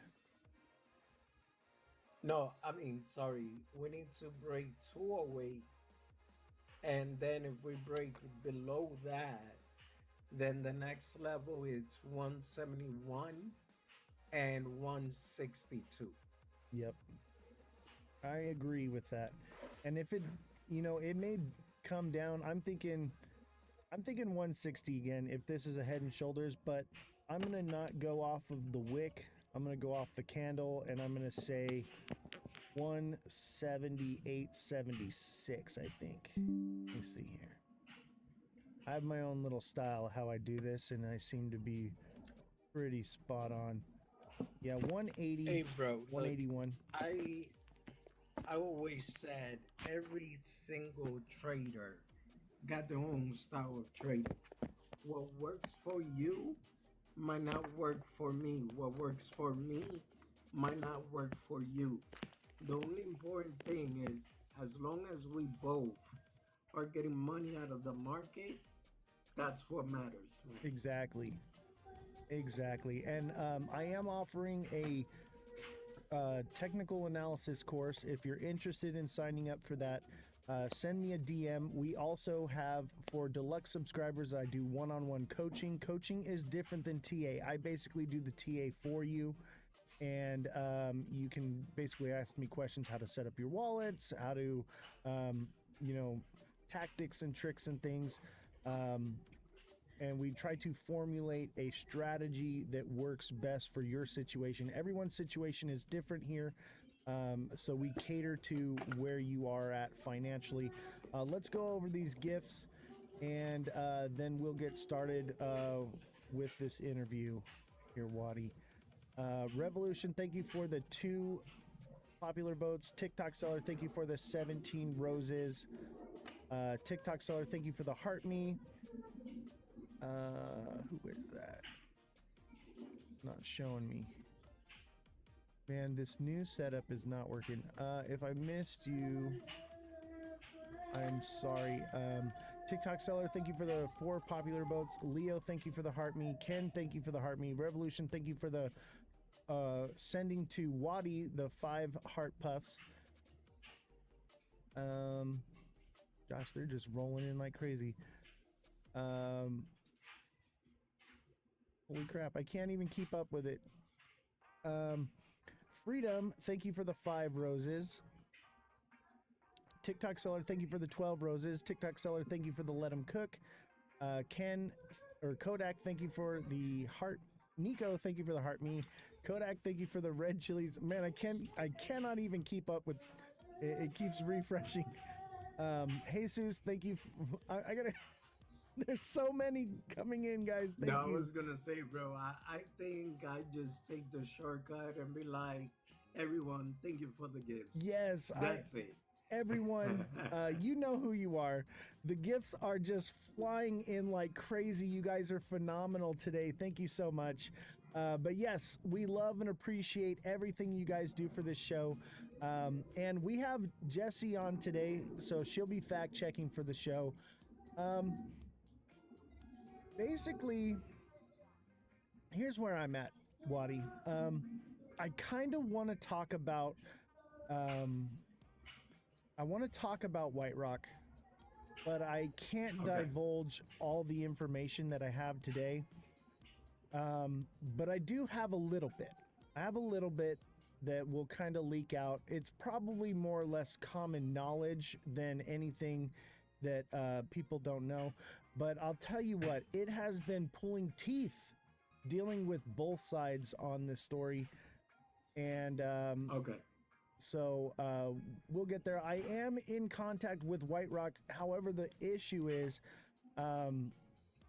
talking to them. They keep wanting me to go to Telegram, and I want to speak with them directly on their official email or website so that we can verify that it's true and correct. And for some reason, it doesn't. They don't want to do it that way, and it's been difficult, but I am in contact with them, so we're kind of on their time right now. And I understand they got a business to run and everything.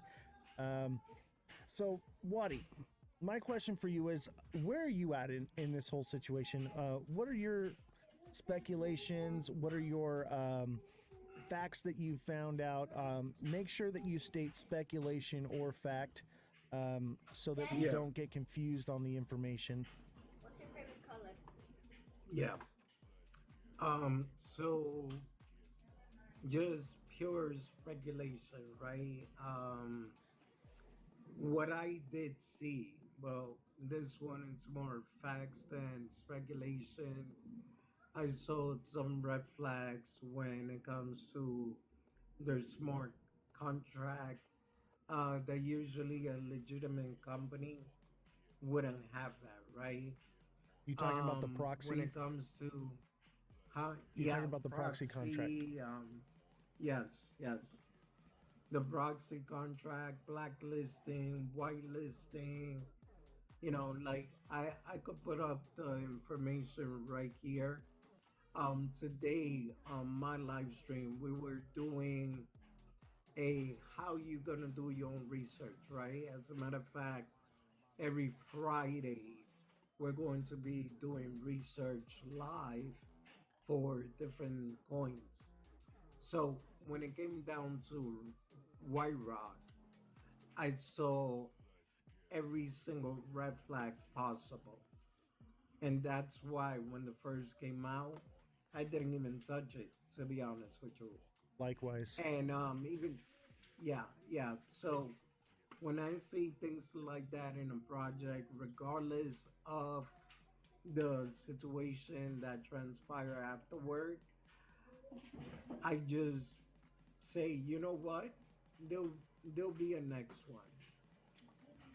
I agree. There's so much scams floating around right now in the crypto space, and it's basically the Wild West right now. Anything, if it has a hint of a red flag, I'm kind of I'm not really into it. It doesn't really interest me right now. I'm looking for smart money investments. And I've been in XRP for a very long time, and we do follow XRP, but it has the same red flags as well. I think that it's smart for people to take into consideration the hopium involved with a lot of these things, and especially White Rock, Yes. for instance. Getting an approval with the SEC for the project being used with the stock market is highly unlikely. I mean, it could happen, Yes. but it's just that's probably my biggest red flag, other than the contract, is the fact that it's a pipe dream. Maybe later on down the road, with some clear regulation and legislation to follow, something like this could come along. But I think it's just way too early to even speculate on a project like this.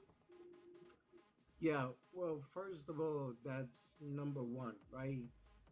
If XRP, which is one of the biggest, well, the third biggest or fourth biggest cryptocurrency, let's say the third, because stablecoin, in my opinion, doesn't really count, right? Right. It's stable, it's pegged to a dollar. So, with that being said, if XRP, that is a big cryptocurrency in the space, and they are having a hard time even getting their own ETF approved over here, what would make you think that a token that came out of nowhere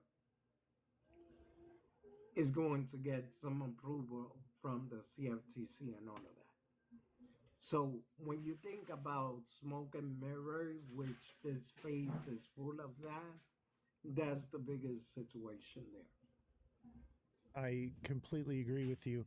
And I think that there's a lot of good, good projects out there that don't really raise too many red flags, that are more in, the top 100 projects that are out there. I would say, do your research, people. Not financial advice here, obviously, but be careful. All right, be careful, because there's a lot going on right now. We've been seeing, just report after report of people being kidnapped, wrench attacks, you name it. Yes. It's going on right now, and that's because we're in the bull cycle, and it's popular right now. It'll kind of fizzle off and die out, I think, once the bull cycle runs its course, but it'll never, in my opinion, ever go away. Maybe with Correct. regulations and legislation, it's probably not going anywhere anytime soon. What do you think, Correct. Bobby? No, I 100% agree with you. Mass adoption, like we all want, is gonna take some time. The regulation framework is gonna take some time before everything gets implemented. Now, when it comes to scam, it's always, in my opinion, it's always scam season in crypto.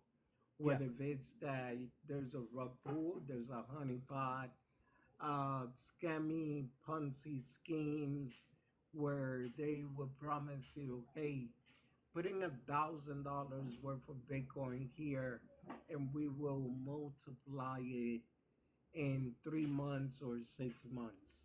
You sounds like you're there's talking all about sorts of Katana. scams. You talking about Katana right now? Well, I actually don't know about Katana, so I wouldn't be able to tell you that, but I'm talking about from my own experience, and that's pretty much how I kind of got introduced to crypto. Right. So Katana is one of those projects. Like I want to believe, and I want to be early on something, but I'm a smart money investor. But basically, this project, it's on Polygon, and basically you trade in your Ethereum, Solana, Bitcoin, or whatever in for cat tokens, and they say that in the next 9 months, when the project goes live, your tokens will have value. But you get airdropped these crates that are random amounts of this cat coin, and you gotta hope and pray. I'm good on stuff like that. You know what I mean? Like, do your research. That doesn't mean that it can't be something. But with my show, we mostly focus on smart money entries. There's a lot of people out here that are, we can't say the G word, but they're playing games with their money. And you got to understand, a lot of this is a Ponzi scheme, like you said. And we have to be vigilant, and we have to do our research here for sure. So I want to get back to White Rock a little bit. So I did some digging, and I did find something very interesting. Two things, actually, and they're the only things I'm going to be divulging today. And I want to know if you are privy to this information and what your thoughts on that are, or if you have even heard this. So the first thing that I discovered is there are two White Rock projects. So one is officially a scam, and it's been deemed a scam. And then the other one is the legitimate White Rock that we're talking about right now. Did you know this information? So when I tried to scan their contract on Token Sniffer, there is two White Rock, but one is on Arbitron and the other one is on Ethereum. If it's the same thing you're talking about, then I kind of know, but not really. Yeah, so let me see if I can pull it up here real quick. Okay. I had taken some screenshots, and I wanted to be prepared for today, and we actually got behind. They reinstalled Live Studio and messed everything up, and then I had an emergency that happened, and I was flying down the road and then got pulled over and got a ticket. So it's been one of those days. So it hasn't been your best day. I get it. Okay. So what I have here is a White Rock, and it's the money sign white proposal scam website that mimics the real White Rock platform and operates as a crypto drainer. This scam is not associated with the legitimate White Rock project. Controversies related with the White Rock company itself, such as Aeon's White Rock suing China Construction Bank over the Vestos scandal, and accusations that White Rock's team includes former developers from the Z Casino project, which was associated with an exit scam. However, these are about the company, not directly with Kitsumoto. Do you know who Kitsumoto is? No. Okay, so that's the person I'm in contact with at White Rock. And so this is we'll get into more, but what we just talked about just now, were you aware of that at all? Chat, are you guys aware of there being two projects? Okay, yeah, so there is the scam website, okay, and however, White Rock is directly tied to Z Casino. And do you know about what happened with Z Casino? You want to elaborate on that? If you're asking me, I know nothing about that. Okay, so Z Casino was a rug that happened a few years back, and basically what has happened is Z Casino has rebranded as White Rock. Okay. And that is the official White Rock. Okay, not this other scam. There's one that is clearly a scam. Okay, clearly a scam. Um, and basically it drains wallets. Okay, I believe it promises airdrops and things like that, and they wipe your wallets. However, the official White Rock is directly tied to Z Casino, which was a rug in the past. And that's where I think a lot of the speculation comes from of whether or not this is legitimate, because the people that are in the company and running the company are the same bad apples that ran Z Casino. So that's what I was able to find out. And so Gizmodo is the guy that I'm in contact with White Rock. I believe that's how you pronounce his name. And Okay. what I found out about him, which is another red flag for me, okay? This is a red flag. Okay. He's based out of Nigeria. Okay. I get where you're coming from. You know, I don't want to speculate too much, but that is a fact. Okay, so he's based out of Nigeria, and White Rock is their official headquarters is in Dubai, and I believe that it's in Dubai because it's a tax shelter for companies to operate and move. Mm-hmm. So these are all, you know, red flags that just keep popping up, for sure. Yeah. So if if you don't mind me sharing a little bit of my own Please. investigation, right? When it came down to White Rock, first I went to their website. I put it on scanadvisor.com. It's one of my research tool, and it has a 6 score out of 100. Oh man. Now, some of the things that says this website does not have many visitors, meaning probably nobody but the same people in the team in the community knows about the website. Um, Interesting.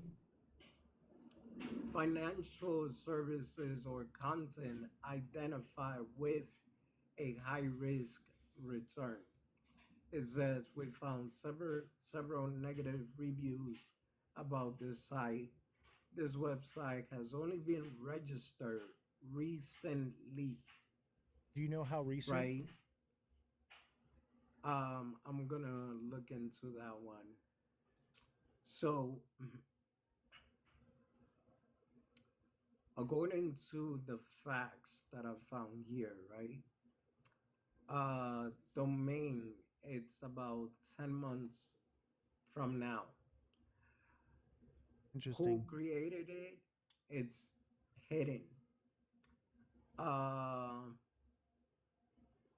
Website speed very fast. The SSL certificate is valid, so that's good.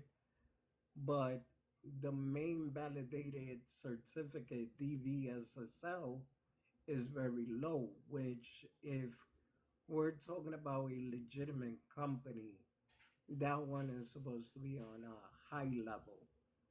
Um, Let me see what else. The ISP is Vercel Inc., and the country is within the US. The registered name is Grandi SAS. Registered website grandi.net. I mean Gandhi.net. So that's just on the website page, right? If you want to find out if a company is legit or not, that's one of the things you want to do. Now, if we go to Token Sniffer and I put in their contract, they get a 10 out of 100. With that, this is the red flags. Source does contain a proxy contract. So it says the source code containing a proxy contract which could potentially allow the functionality to be changed, such as pausing trading and minting token. That's sketchy. Oh yeah, especially Um, minting tokens, like they can inflate the supply. That's yes, that's and yes, who holds on to that mint? Obviously, probably the creators. yes, correct. So, ownership renounced. The contract contains ownership functionality means it's not renounced, and ownership is not renounced, which may allow the creator or current owner to modify contract behavior. For example, disable selling, changing fees, meaning like the tax fees, buy, sell, or mint new token. There can be legitimate reasons for not renouncing ownership, but usually there isn't. Um, the other red flag that I saw, all other holder possess less than 5%, meaning a wallet contains a substantial amount of token. Circulating supply is total supply minus burn amount, which could have a large impact on the token price if so. Oh, for Now, sure. that is the, Is it any? yeah, so I have a question for you, real quick, before go we get ahead. any further. Is any of that Yeah. like escrowed at all, or is it just open wallet, ready to be sold at any time? Well, that's the part that I was gonna get to, right? I don't see anything on escrow so far. I haven't been able to find that. So this part right here says at least 95% or largest liquidity pool burn lock for 15 days. You want to know the answer to that? It is not. Right. So, And if not I enough. believe if sorry, don't mean to cut you off. I believe if Yeah, go ahead. a company owned these coins and were had an escrow, that would be something that they would want to put out and promote because that's good for Yes. the coin. So Yeah, why because would they keep it escrow, gate kept?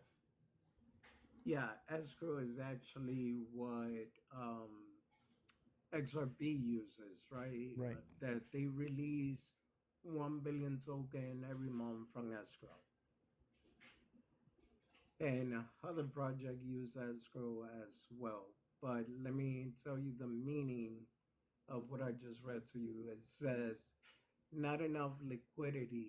It's secure for minimum duration, which could allow for a significant amount to be removed. Equal rug pull. Wow. Yeah, that all the telltale signs I think are there. Um, I think some people just want to believe, whatever. Maybe they got in at a high price and um, they're shilling the coin to find a way to get out of it. But I think, it's very important that we are careful of who we listen to about projects and we do the Yes. research like we're doing right now and stick with the facts, because anyone can say anything, but the facts are plain and simple, and that's what we try Yeah. to do here is focus on the facts. Um, did you have more on that? Because I do have a question for you, but I want to make sure that you completed your thought. No. So far, that's what I got. If I look into quick intel, it says that the contract is not renounced. It said external contract risk, meaning they could do from an external point, right? They could do whatever they want with the contract, and it's the same as contain external action. So even though we could pull up the contract and it could apparently look legit on what we're seeing, right? Checking all the green flags, but there's a back door where you could just make matters worse. That's really interesting. I'm glad you told me about that. We're going to look into that some more for sure. This is why it's good to have, more heads are better than one, because you find things I don't find, I find things you don't find. It's great to have this community digging into these things.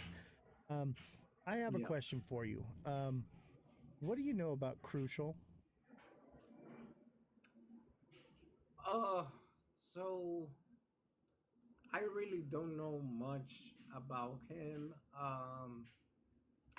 I spoke to him once through X, and he claims that he's just an investor. But to be honest, the way he defends the project and he's always in contact with the developers, I kind of question a lot about him.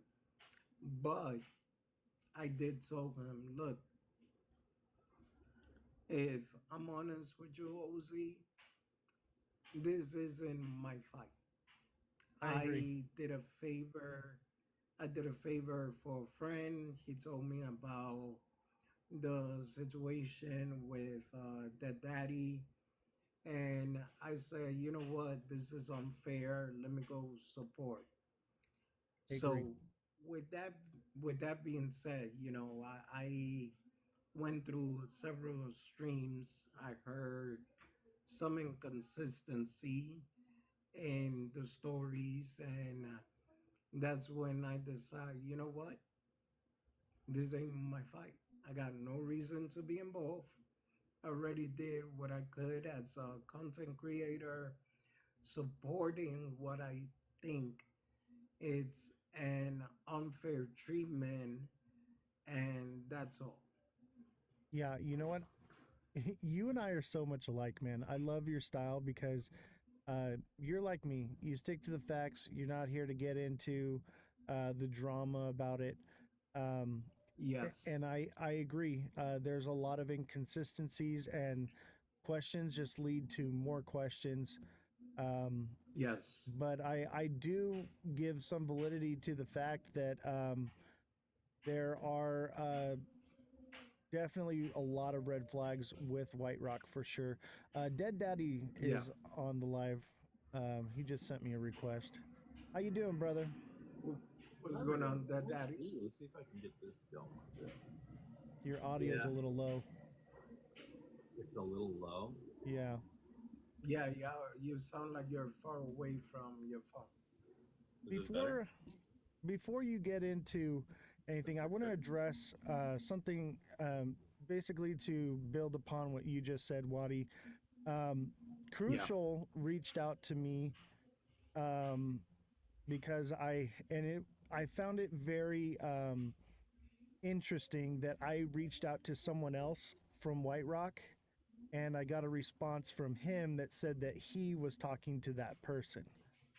So, and yeah. that's one of the You're talking about I Crucial. know. I mean, do you want me to mention names, or you prefer to keep it anonymous? Whatever you feel comfortable with. No, no. I mean, your show, your rules, bro, and I I don't care. respect them. I'm here to find the truth, and Okay. that's all I really care about. So, So what's the key from my you're own, looking for, though? That's what I would like to find. What's But go up? ahead, Vladdy. I can't I'm barely good. hear you, I want to know Dead what. Daddy. How about this? Check, check, check. Can you guys hear me there? A little better. yeah, it sounds like a little bit echoish, like you're in a bathroom or Can you turn something. up your dB on the mic? Turn up my what? Your dB decibels? I'm already at +5. Oh, maybe go to 10, 12. I'm an audio All right, engineer, so bro. this is where I'm at right now. How does this sound? That's a lot better. That's a lot That's a better. lot better. Yeah, Yeah. yeah. What were you saying, All though? right. No, Waddy was talking. Oh, Oh no. So basically, what I understood from Crucial, he's in contact a lot with Max, which Max is supposed to be like the CFO of White Rock, and I don't know. I mean, like I told him myself, I was like, look, man, let me tell you something. I've been around this crypto space and long enough. And one thing that you kept on saying is we or Us. Max or we again, right? Yeah. And I told him if we was to go into a legal battle because of this, once again, it is not my fight. But if he wanted to take it there, I told him I have the recording where you pretty much, even though you're saying that you're not part of the team, all the evidence points out that you play a bigger role in this situation than everybody else. I agree. I Think. have probably over 100 messages from Crucial that, and I have them all right here. Proof, you know, if people need to see it, fine. Yeah. Um, but I would imagine most of my fans trust me on my word on this. But nothing but we and us is what I hear Yes. when he refers to White Rock. We and us. Yes. And then I reach out to Max to get a hold of him, and I'd never talked to Crucial before. I don't know who he is. Um, didn't reach out to him at all. And Yeah. the moment I reach out to Max, boom, I get a message from this Crucial guy. And he's like, hey, I'm in contact with Max. I can get you in contact with him and this and that. And what I'm noticing a trend, okay? Anyone Yeah. from I'm in contact with several people from White Rock, and any one of them will not divulge any information to me on any official email or profile. They all want to Yeah. go to a separate place to speak and talk under, you know, the guise of something else. What's up, Mega Crypto? How you doing, buddy? Yeah. What's going on, Mega Crypto? Yeah, we love Mega here. Mega, thank you for the gifts. Everybody, thank you for the gifts. Your gifts have been incredible. There are just too many to list. Too many to list. But thank you. Didn't mean to interrupt the conversation, but we got to give some love to the fans. They've been so supportive of everything here. Francesca, thank you for the DJ glasses. So, I have noticed a trend with Crucial and Dead Daddy. I don't know if you picked up on this. I'm in contact with another person. I think it's director of operations or I can't remember, and I'll divulge all that later when I make my final report on this. Luke? Okay. I think his name it starts with a K. I said it earlier. I'm not going to take the time to pull it up right now. I think it's irrelevant, but he is basically out of Kadachi, Nigeria, something like that. and that raises some red flags to me for sure, as well as the legitimacy of this company. I'm But sorry, it's been nothing but the run around here, you know. And like Waddy said, this isn't my fight, you know, but I'm taking time and resources to get to the bottom of this for the fans and, you know, because the community wants to know, you know, and I feel like since I took it on, I have a bit of an obligation here. So I'll tell you Yeah. this. As far as White Rock goes, unprofessional, very unprofessional. I've never dealt with anything like this before with the company. I've been Yes. doing this kind of stuff for a very long time, and it seems like kids. It seems like kids, and this Crucial guy, even him, man. If I'm not just Dead Daddy, you know this. I drill people, you know, I drilled you hard, you know, and I'm looking for inconsistencies. I have a way of interrogation, really. I'm interrogating people. And the moment he's not hearing what he wants to hear, he gets very vulgar and angry. And I mean, I'm receiving paragraphs of hate letters and all kinds of, you know, and it's just like, what is going on here? Like, I'm just asking questions, man. Like, what is going on? The theme that's been consistent. Right. Can you guys hear me now? How's my voice now? It's a little low, but I can hear you. All right. How about this? I'm gonna just talk louder. But I feel like I have everything maxed on my mic right now. Like I'm looking at the meter, it's peaking all in the red. So it's like I'll try talking louder. I don't know why it's coming in so quiet. No, what I was gonna say, are you like in a open space? Because that's what it sounds like. No, Like you got a little bit of feedback in the background. You know what? Let me try something real quick. Let me turn the mic off and back on. Sounds like laundry's going. All right. You got the laundry going in the background. No, I think that's me, and that's a watcher, but I think it's a little too far. Yo. Go ahead, Daddy. Can you guys hear me now or no? Oh yeah. Yeah, better, way better. Is this too loud now or? No, it's perfect. No, it's way better now. Yeah. Way better now? Okay, thank goodness. I don't know what was going on, but I'm glad that kind of ironed it out. But yeah, exactly what you were talking about. You nailed it. Like that was the number one thing that really well, maybe not the number one thing, but that was definitely one of the aspects that I noticed in the whole process of going to Dubai. And if you watch my video series, that's exactly what I point out. And people their mentality is to point me out as, oh, you're ungrateful, you're greedy, you're whatever other words they were using. They were trying to say I'm ungrateful, and I was because I didn't want to go on the yacht party with them, that I was ungrateful for that as well, and because I was upset about the tickets going from first class to economy, that I'm ungrateful and greedy. And I'm like, that's not it at all. I'm not dealing with my buddy. I'm not dealing with some guy at the bar who was offering to buy me a drink and they got me a Coors Light instead of a Heineken. I'm dealing with a multi-million-dollar company. And your character, the company's character, and the people's character that represent this company is exactly how the company is going to be run. And if the company is consistently from start to finish is inconsistent with its word to what they say for what they do, then that is just, in my opinion, a horrible sign. That is a horrible sign. It has nothing to do with about being first class in economy and I'm greedy.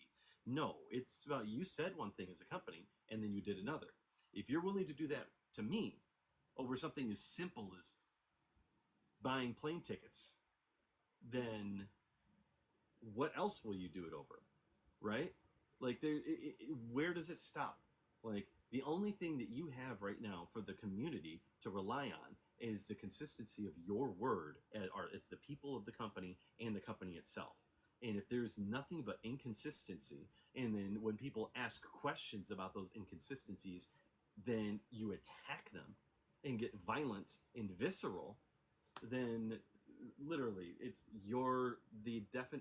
my opinion, I keep summing it up, it's narcissistic traits. But what it boils down to is they're preventing dissent. They don't want people to dissent, and they're paranoid and they're scared.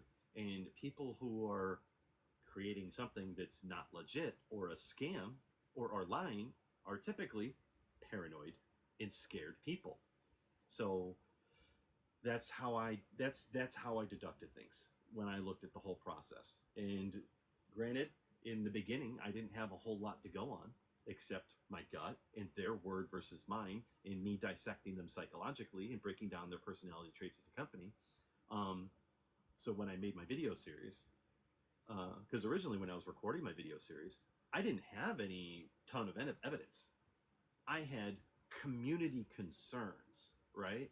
That's what I had. I had a series of community concerns that were given to me by the community or researched from the community, because before I went to White Rock, I reached out to the community. What do you guys want me to ask White Rock? What questions should I do? I researched my own questions, got some from the community. I researched all over the place. So at first, when I was making my video series, all I had was a whole laundry list of These are community concerns about White Rock. But as I was recording the video series, and White Rock's response was, "Oh, you're not saying positive things," because I did in my first couple of videos, I wasn't saying a lot of bad about them. I was just pointing out things that were inconsistent, like their word, this and that, the follow through, the times that they were messaging me. Like, these things are inconsistent, reliable. These are the things I was looking at. This is how I'm dissecting it with my mentality. And their response to that was to attack, cease and desist, spam my page, jumping in my lives. F you, you suck, White Rock's awesome, you're going to jail, we're going to ruin you financially. Have you ever been bent over and screwed by $1 million company? You're going to be screwed for life. You just messed up. You're good. Like literal death threats, by the way, literal death threats, but vaguely put, like things like you're going to lose more than just your finances. It's going to be the end of more than just your finances for you. Things like that. Comments that were happening, like very violent to the extreme. I received similar messages for sure. Yeah. So at that point, I didn't have anything but community concerns. And as I was doing a video series and they started coming at me, I immediately realized, I'm like, that's it. I was like, if you guys are attacking me, I'm taking the gloves off. I'm delving in deep. I'm finding the evidence because I know it's there. I've seen some of it. Some of it, some of the evidence I even looked at and I was like, you know what? There's still not enough there. Like the Z Casino thing. Like, yes, I see the associations that Hebby was making, but I was not smart enough to piece that stuff together in the blockchain. I'm not that guy to follow those blockchain wallets. I'm not good enough in crypto to trace those wallets like that. And, you know, domino effects just started happening. I started meeting other people. I started putting together a team of people who had resources, who had abilities. I started finding new things out about White Rock. New people started coming forward about the team. And, like, evidence just started piling up about White Rock. And then that's when I was like, okay, they're attacking me hard. They're threatening to ruin me financially. I'm going to stop editing my videos in the nice way. I'm changing all these. I'm taking a look at all these community concerns. And now they're going from community concerns to this is evidence. This, like, before it was community concerns. And now I'm looking into things as I'm making these videos. And I'm like, I'm finding the actual evidence. And like one of the big things that people don't realize that I don't think White Rock realized is that when I was there in Dubai, one of the things that I noticed right away and I took note of, because like there's two things that I did in Dubai that I took note of that I think that were key that probably went unnoticed by the team. One, when I went to go meet them at the White Rock facilities and I went into the office and I asked for Antonia, the receptionist said, "Antonia from NodeWorks, I'll let her know you're here." And I was like, interesting, NodeWorks, what's that? I'm gonna have to look into this. Pin note, put that up there. I'm gonna have to look into that for later. That's how I found out that that was the parent company for White Rock, and that's gotta be the company that's been paying the employees. Because of that receptionist just making that quick little comment, and I made a pin note in my head, and I'm like, I'm gonna look into that later. That too, and the whole concept about me pinning them as narcissists. And I remember sitting there going, what would a narcissist do to get out of looking like the bad guy? And I was like, oh, well, that's so easy. Narcissists don't take the blame for anything. They blame everybody else for everything that goes wrong, even when they're the one that causes it. And I was like, so their goal is to be like, oh, we've got all this bad publicity. We're being bullied. Who's bullying us? We're a big company. It's another company. There's a concerted effort for corporate sabotage. I was like, that makes perfect sense. So, and I remembered reading on these, not Trustpilot. It was a like a scam alert website, something like that. And there was a few comments in there about White Rock, and they were like, yeah, this company did me dirty, blah blah blah blah blah. And then, but if you open it up and it says, but if you click my Telegram, I'll connect you to Max. And it was just a spam comment. And I knew it was a spam comment.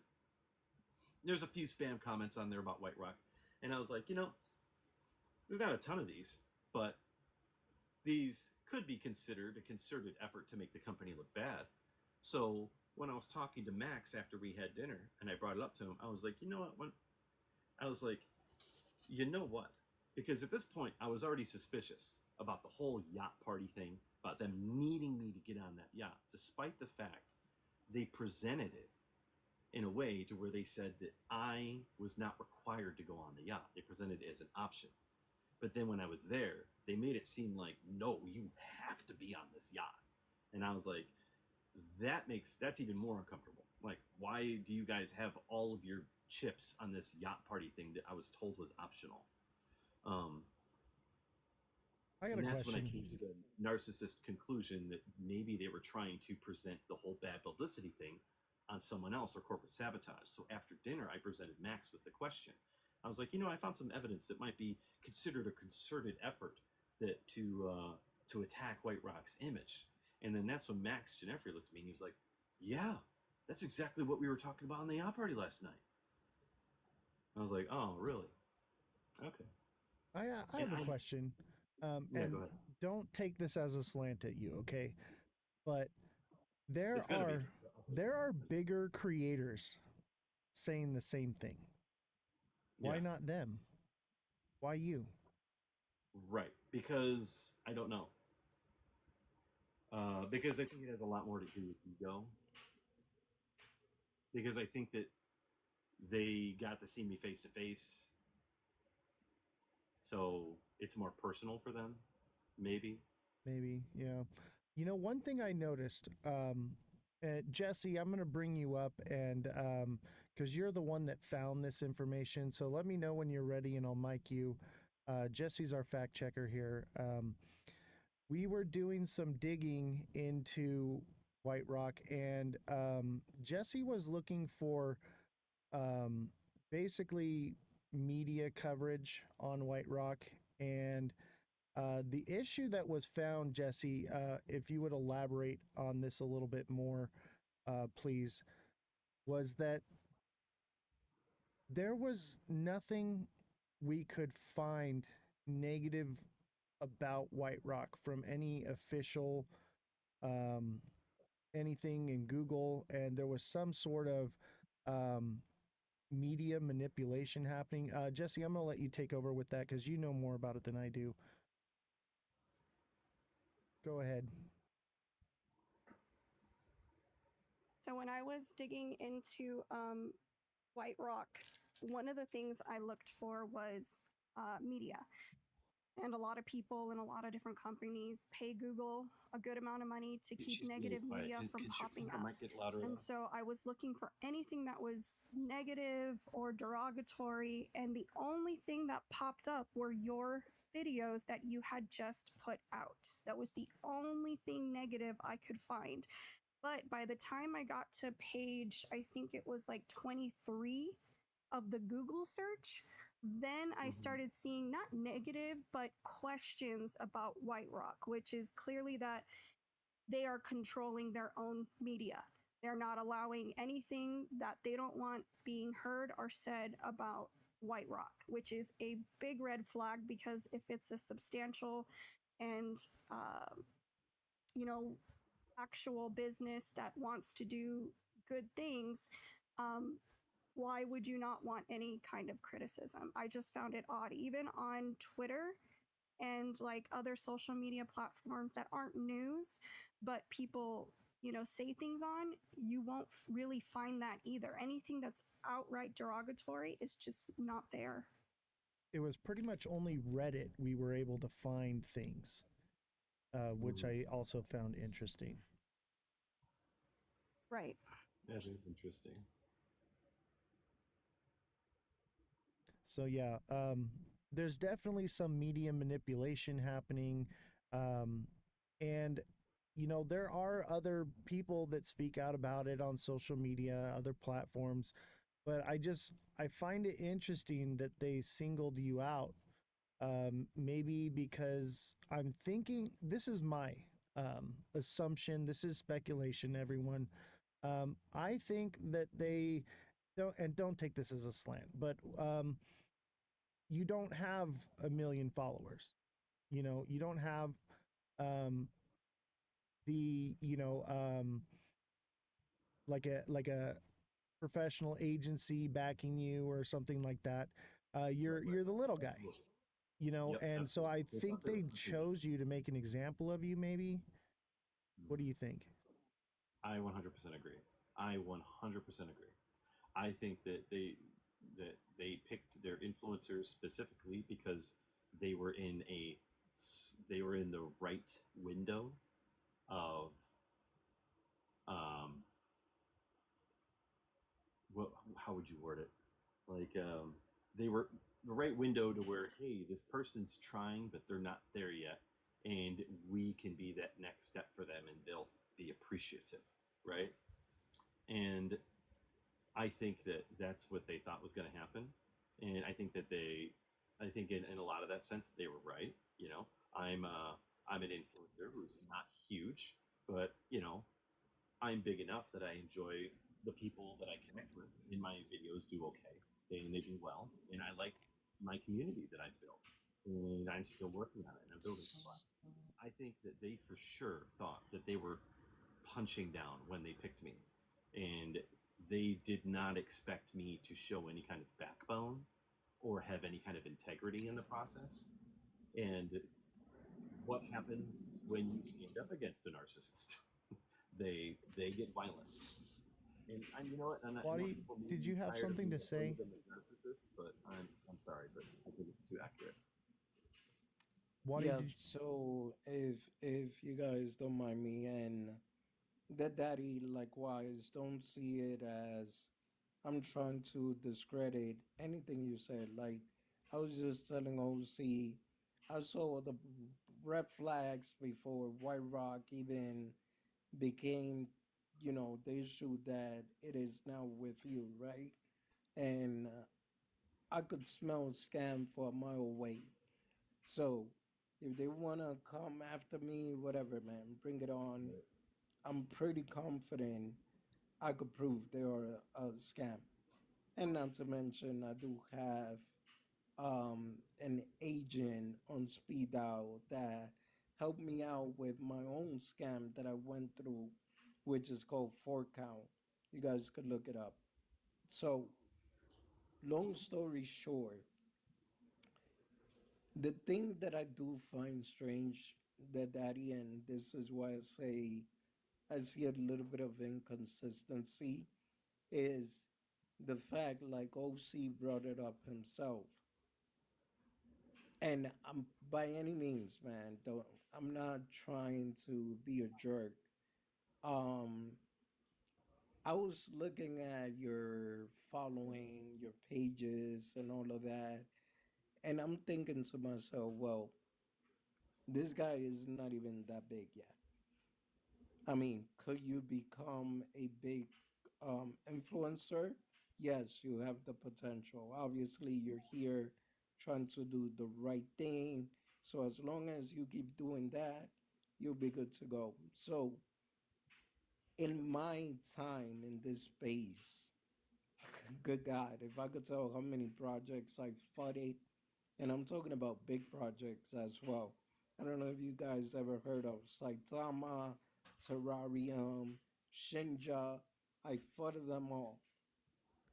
And I actually hang around with big friends in the space, which were also some of the friends that were promoting White Rock, one of them being Jay Gagan.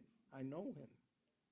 So my point to that is I kind of find it strange that they would ignore everyone else, but yet decide to pick on you, which, from my understanding,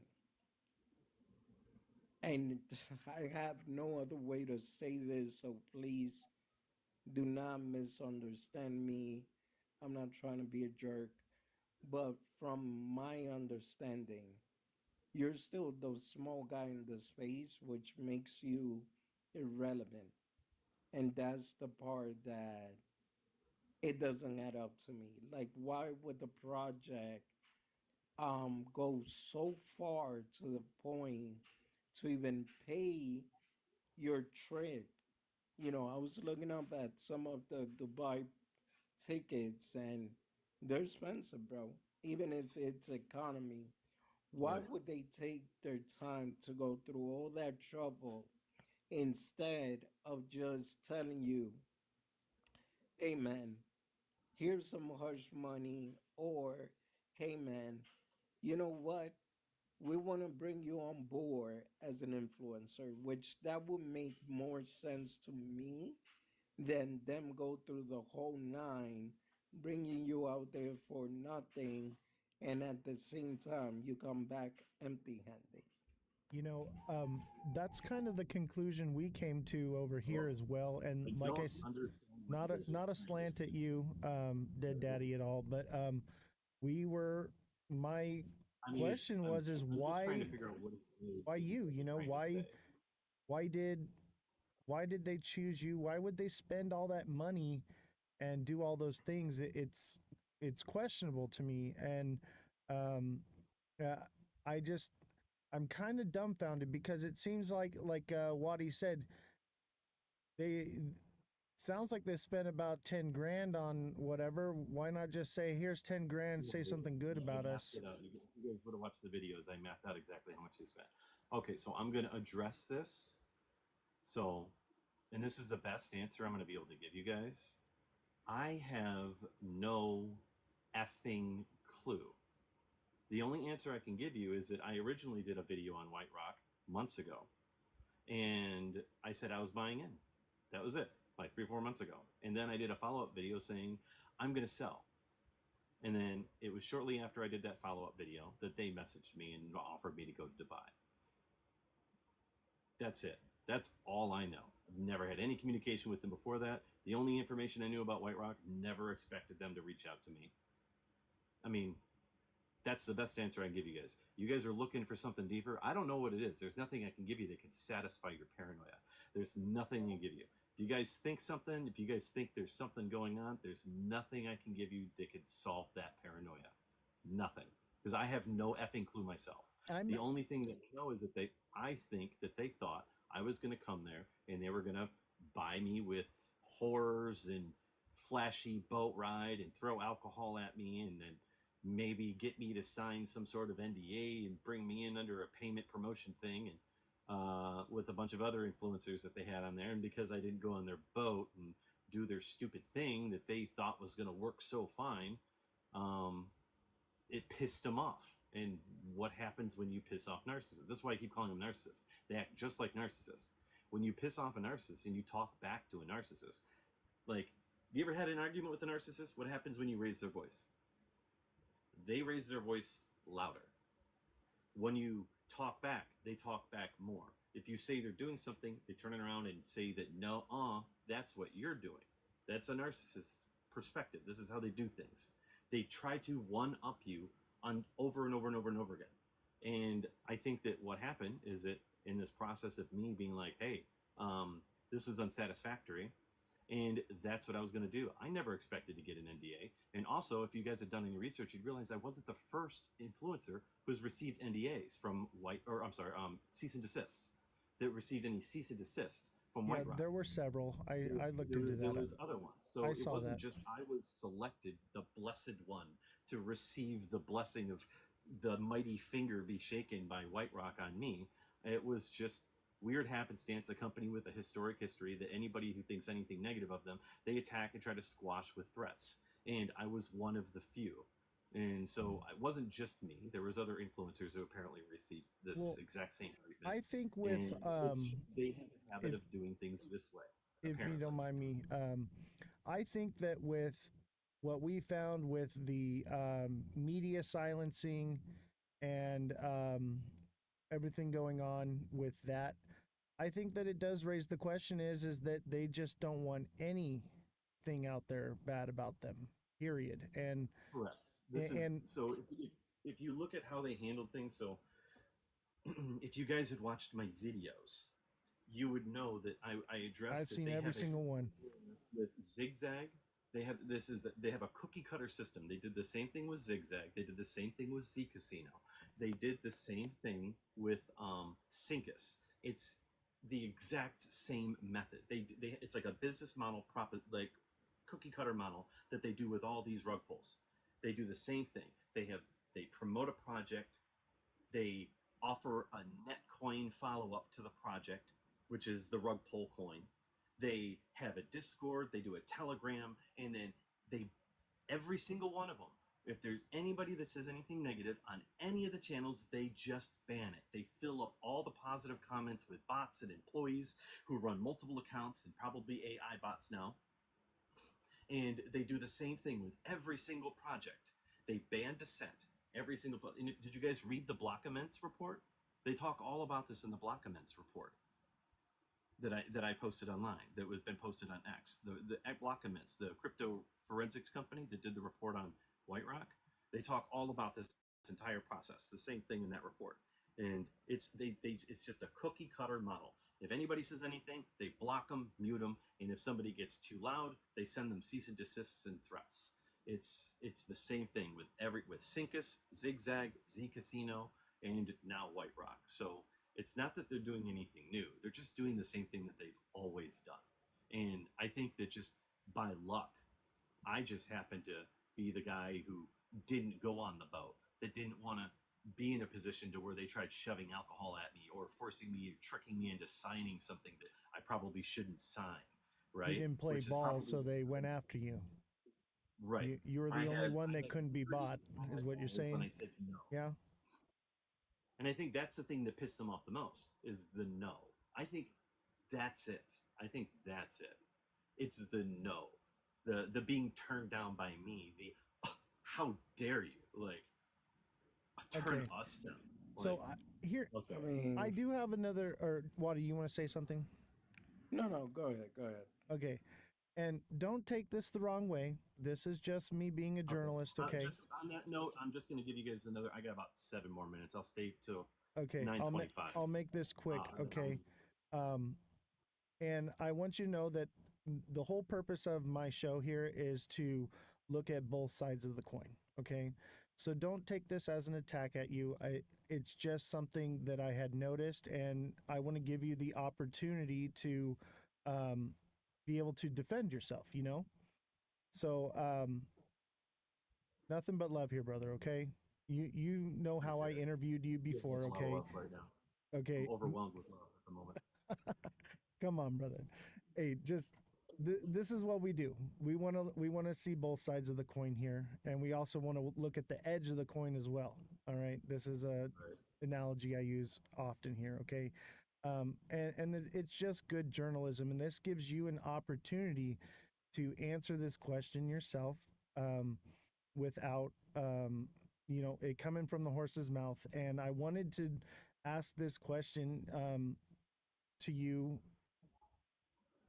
And I felt like right now is the right opportunity, and because it's not fair to put these questions out without you having the opportunity to defend yourself. Okay. And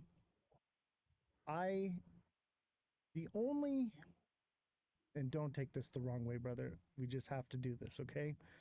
The only real red flag I have with you and your story is, obviously the YU, which we kind of speculated on.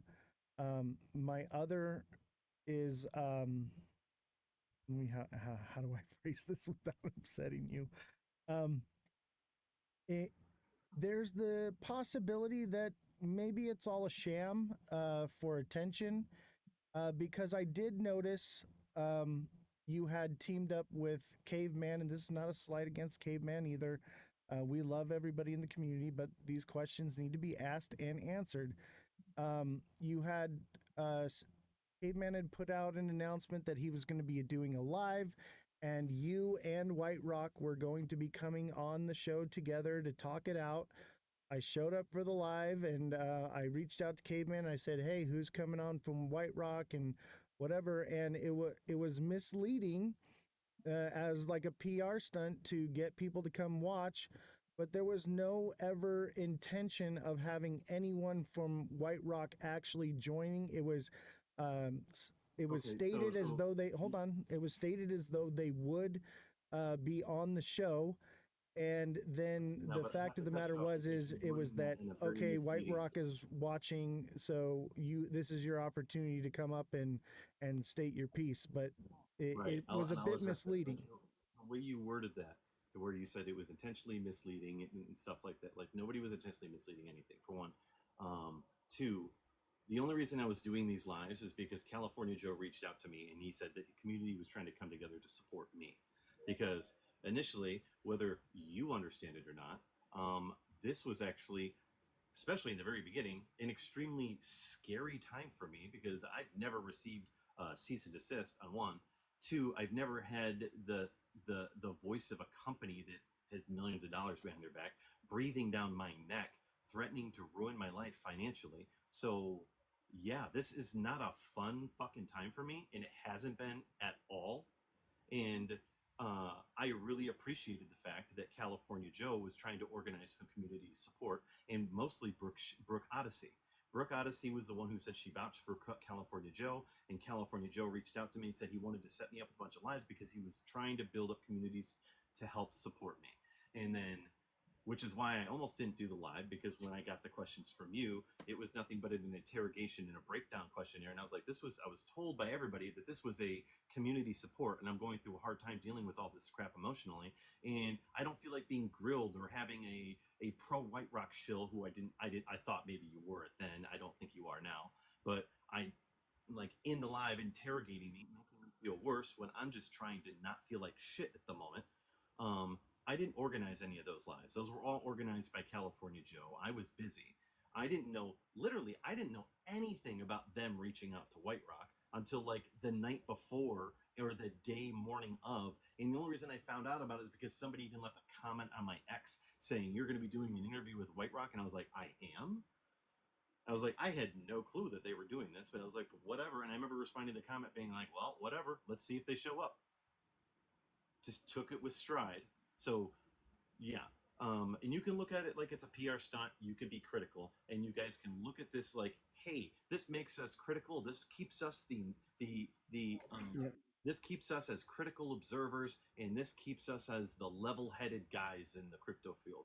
But right now, I don't look at you guys that way. I think you're being overly critical for the sake of being overly critical to keep your image, and that's my perspective. And you guys can take that how you like, not meaning it as an attack. Take it with the best intention. That's my perspective right now. I would love to think better of you guys, but I feel like, for one, you guys showed tons of evidence in the time that I've communicated with you that you haven't looked any of the evidence that I've shown you. The questions you've asked me and the stuff that you've brought up in this live alone has showed me that I don't even know if you guys have even watched my videos, and you're here interrogating me about stuff about, like, I don't get it. You I don't get it. obviously So missed I'm not the trying to beginning of the I'm not live trying to be a jerk. I'm where not we trying to covered all attack. that. I'm just saying that is my perspective right now. So I had no control over that. It wasn't a PR stunt.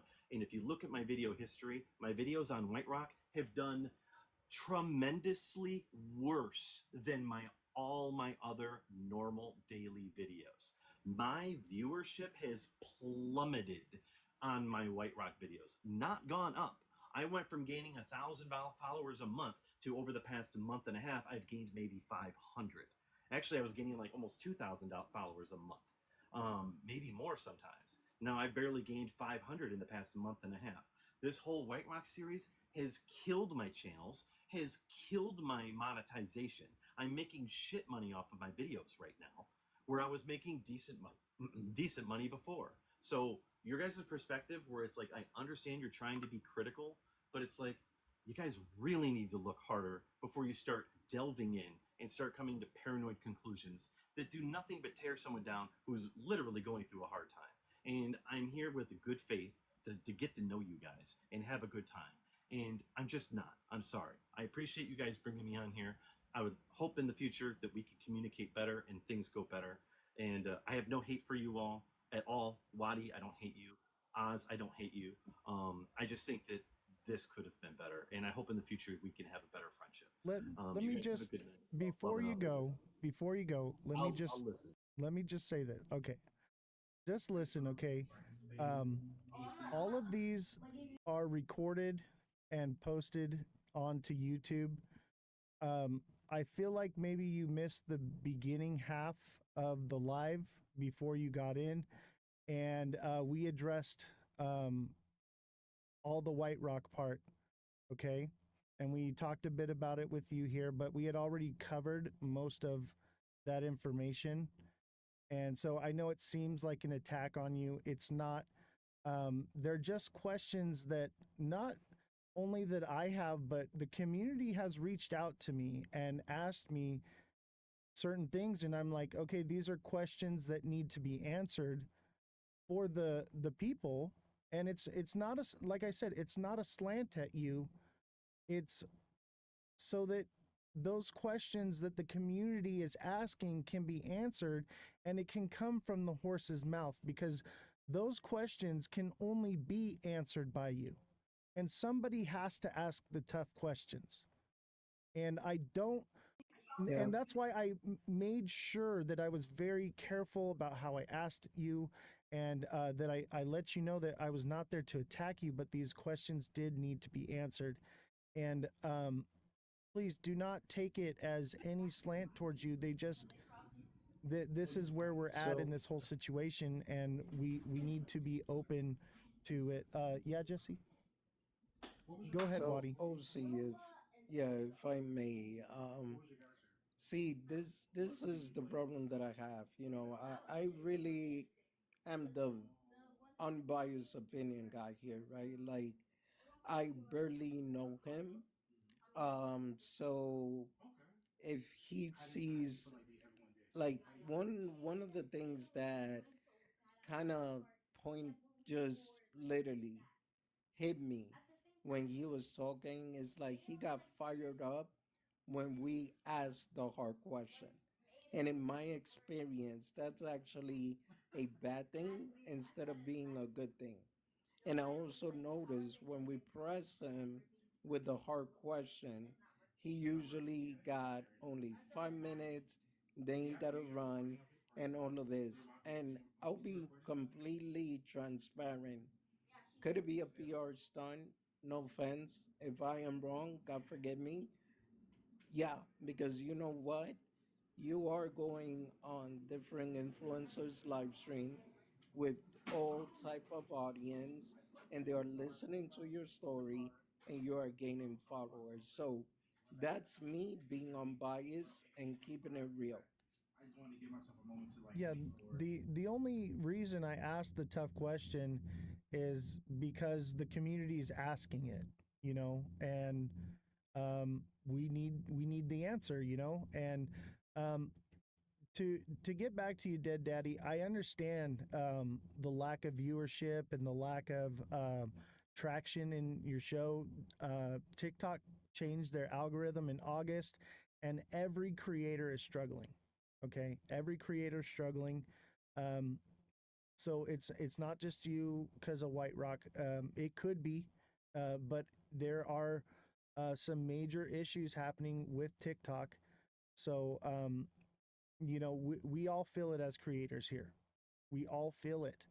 Okay. And it's not about attacking you whatsoever. It was about giving you an opportunity to answer the tough question, because we're journalists here.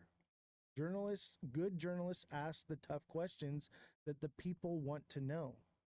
And it's not anything towards you. That's why I said, hey, man, from the bottom of my heart, this is not a slant against you. This is not an attack on you. This is just what the question that the people want answered. Anyway, I hope you don't see any of this as ill will, okay? And don't take that negatively, um, because I do believe White Rock could quite possibly be a scam.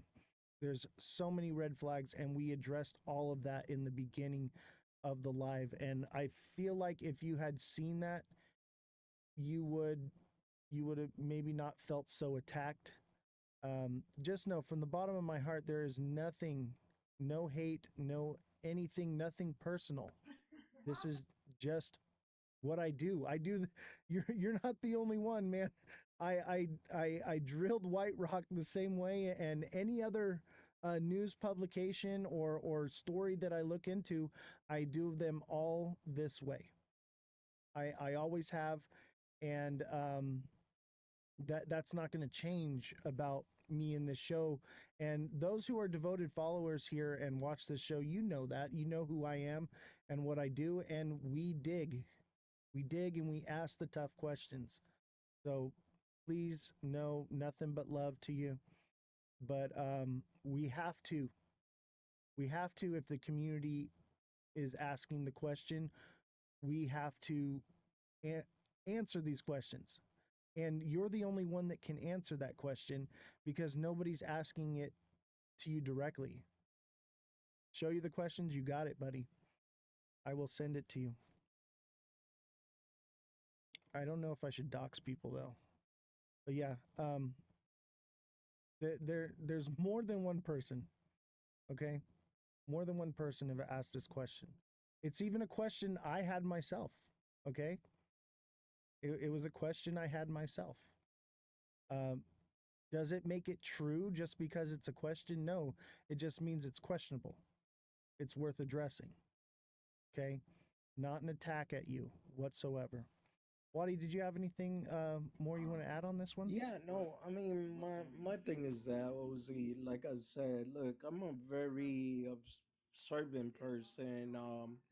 I'm a critical thinker as well. I watch how people move, how they react, and honestly, like I said, I don't know him like that. I saw a fellow content creator that was going through an unjust situation.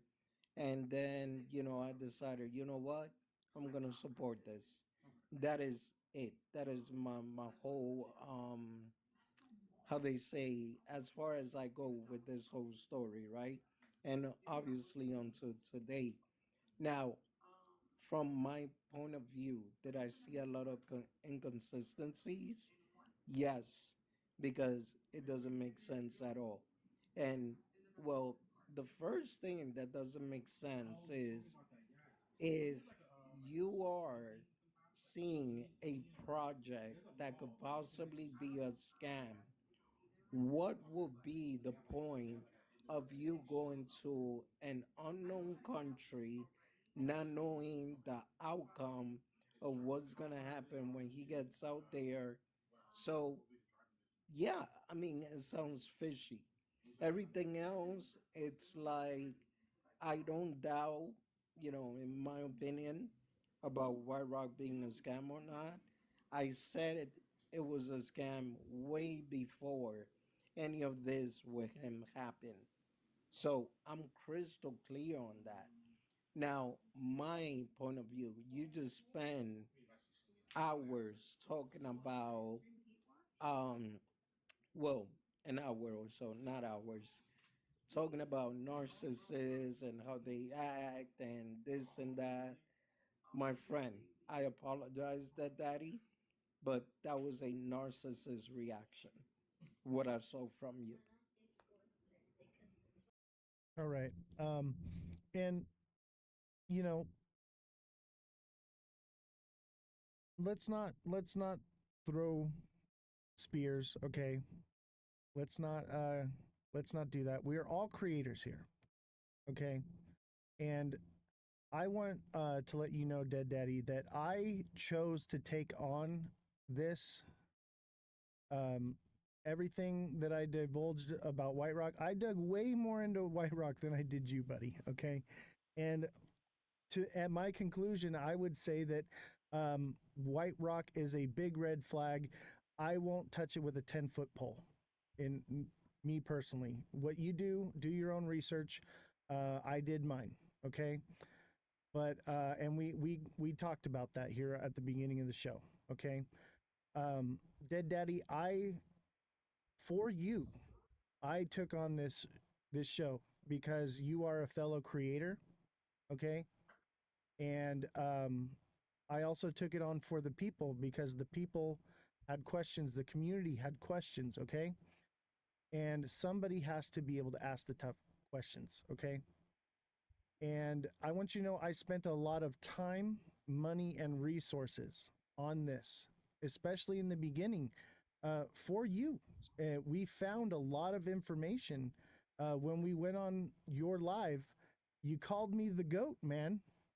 And I'm the goat because I ask the tough questions. Okay, and I just want you to know that um, everything we did here was not to stick anything to anyone.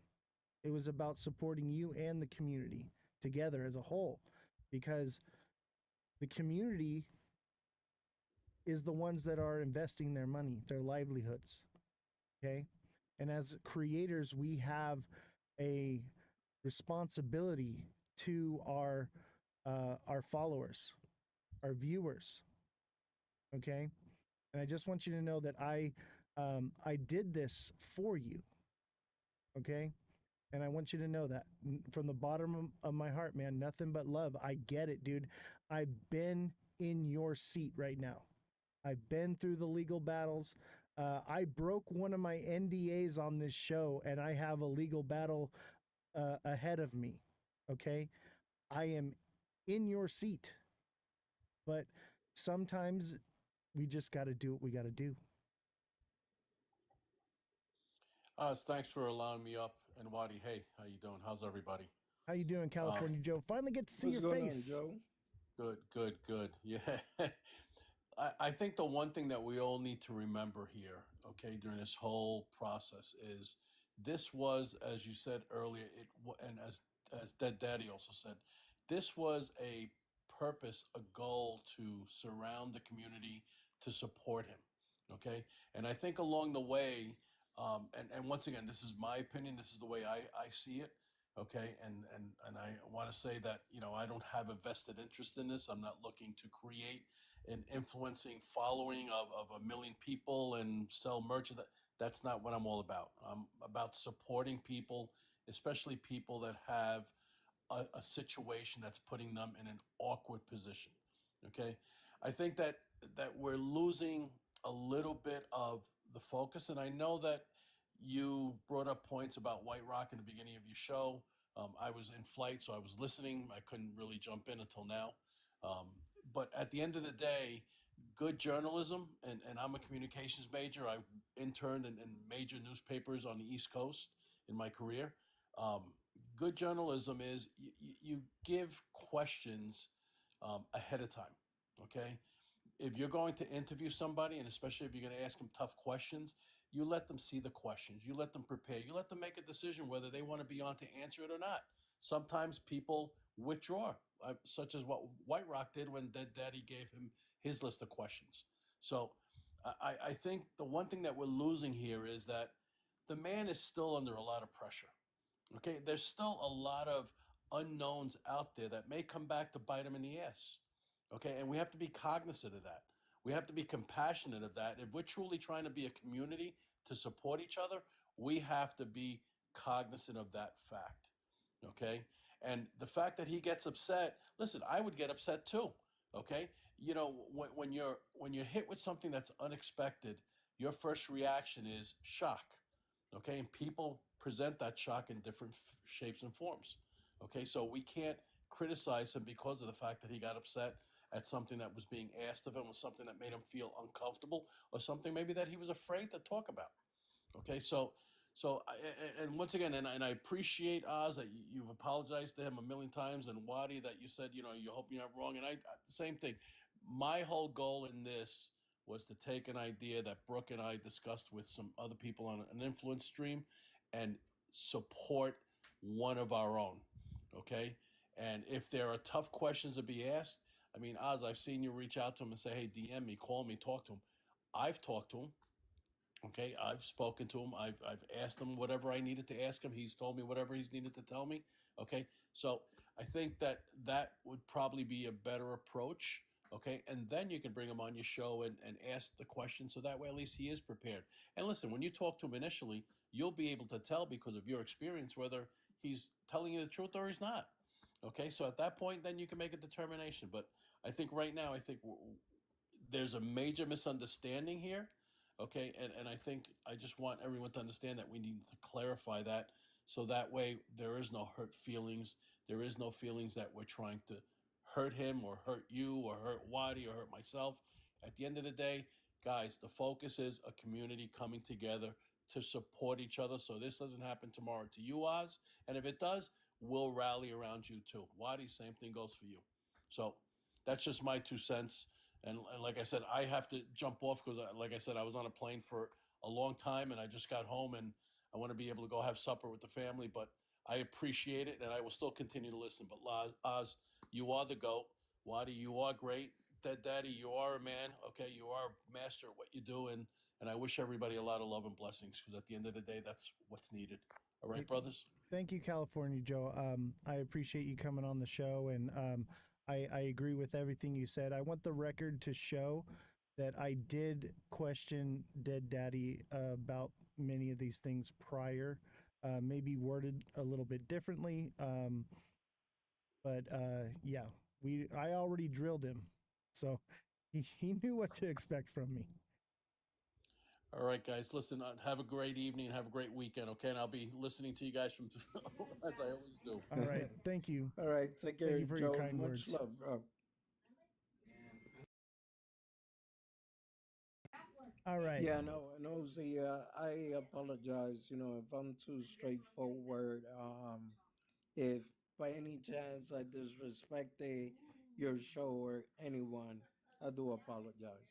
Well, I mean, sometimes when this happened, because like we had talked about what we were gonna do on the show, but I was just so busy, I didn't really give you a list of questions or anything yet, and that's probably falls on me. So don't pay too much mind to it. It is what it is. It happened, but like I said, and I'm sure you would say as well, as we come from a place of respect and understanding, right? Would you agree with that? This all comes from a Yes, place of respect. 100%. Yeah. Yes. And I'd asked these questions already. Okay. Um, there nothing new was brought up. Okay. So I think maybe more or less you may have taken a little bit of a low blow, but I understand why.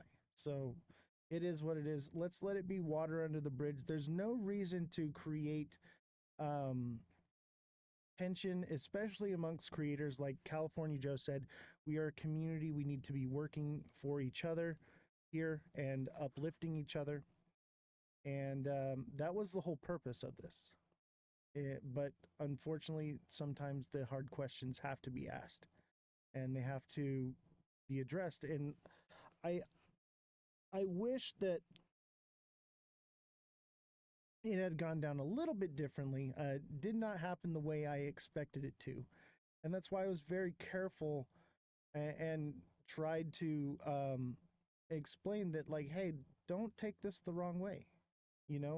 Um, he knows how I am. Okay. Everybody here in the chat that watches this show knows knows how I am, that when I investigate things, I ask the difficult questions. But I did not intend to be mean or anything like that. And these questions were already asked. These questions were already asked. He already knew what where I was going with this, So, thank you, TikTok seller. Appreciate you. Yeah, I deep dive into things and I ask the tough questions. That's why my audience watches this show, is because I'm not afraid to do what needs to be done, not just in the name of journalism, but in the name of the community, the people that watch the show. They're the ones at the end of the day that suffer when there's wrongful information put out. They're the ones, okay? So, Yeah, Ozzy, there's a question for you. Yeah. Since this is your show. Real XRP Wifey said, I'm interested to know what were the questions. What were the questions? God, I have a whole list of them. I asked him. I had a whole list. I drilled him. The first time I spoke with him, I drilled him on everything.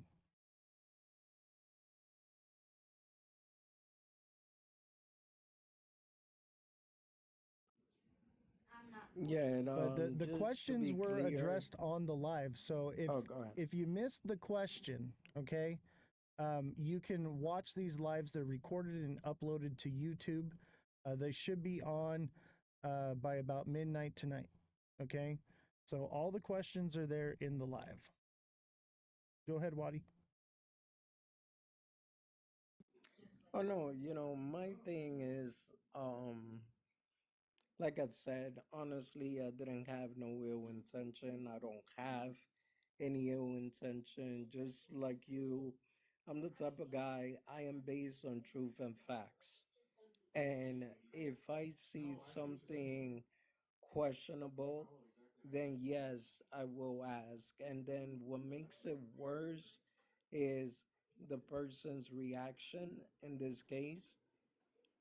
It does more harm than good when you react a certain way instead of just being professional about it and, as we say, handle things like a man.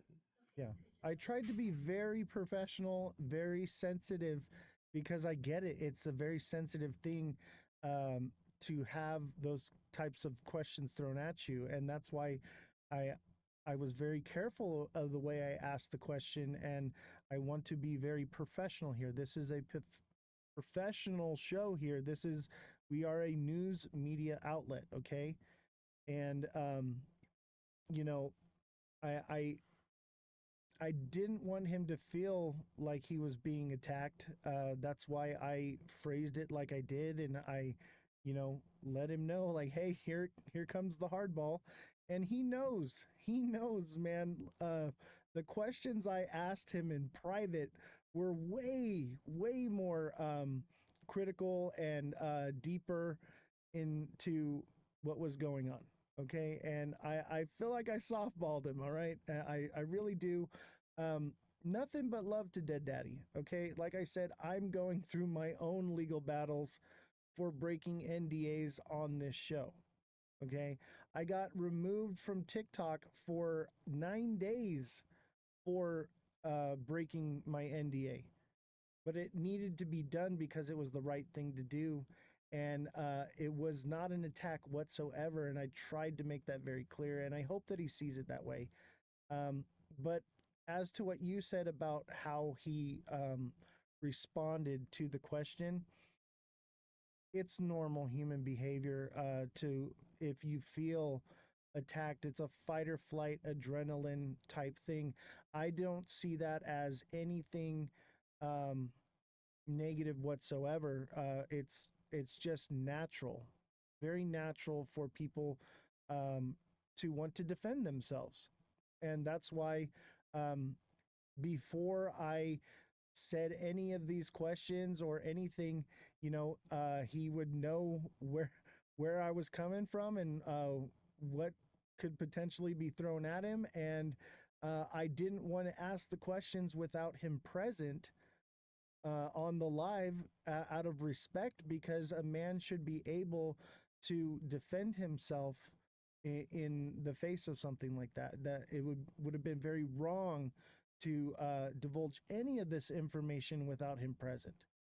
So now I made sure of that. I alerted him to it. I gave him the opportunity to come on the live. I invited him to come here today because originally, Wadi, I wasn't even going to talk about this, but things were reaching a conclusion with the White Rock thing, and you were coming on, and I felt like it was appropriate. It was never an intention to use you as a way to gang up on him whatsoever.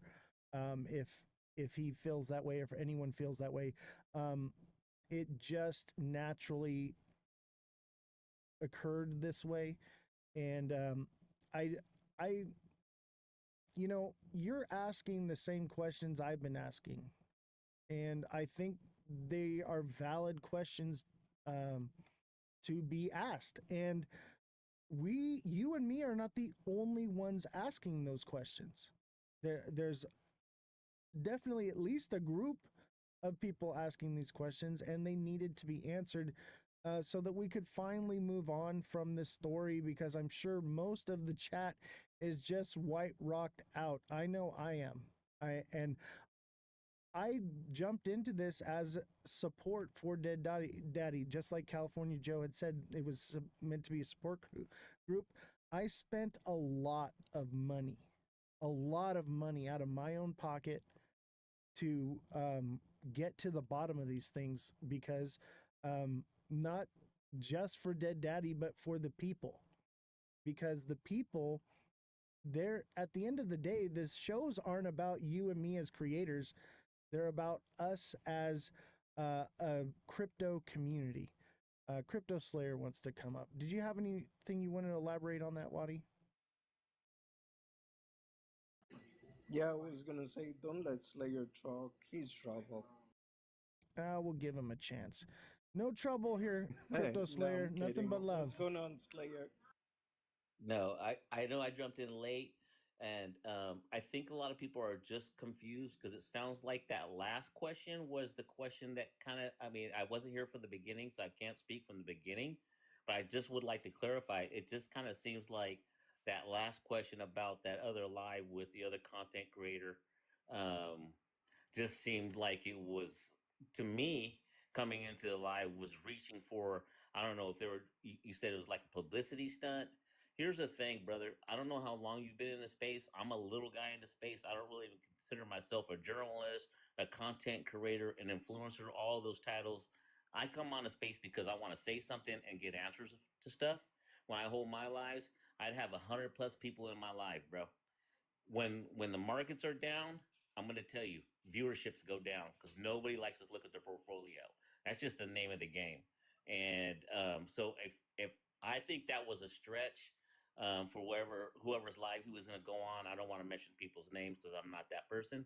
But if they were reaching to get more gifts or more viewers or followers, people are going to follow you for your content, your personality, your creativity. No matter what you're saying, you can shill a meme coin and people will follow you if you shill a meme coin and you have that charismatic personality that you can relate to your audience.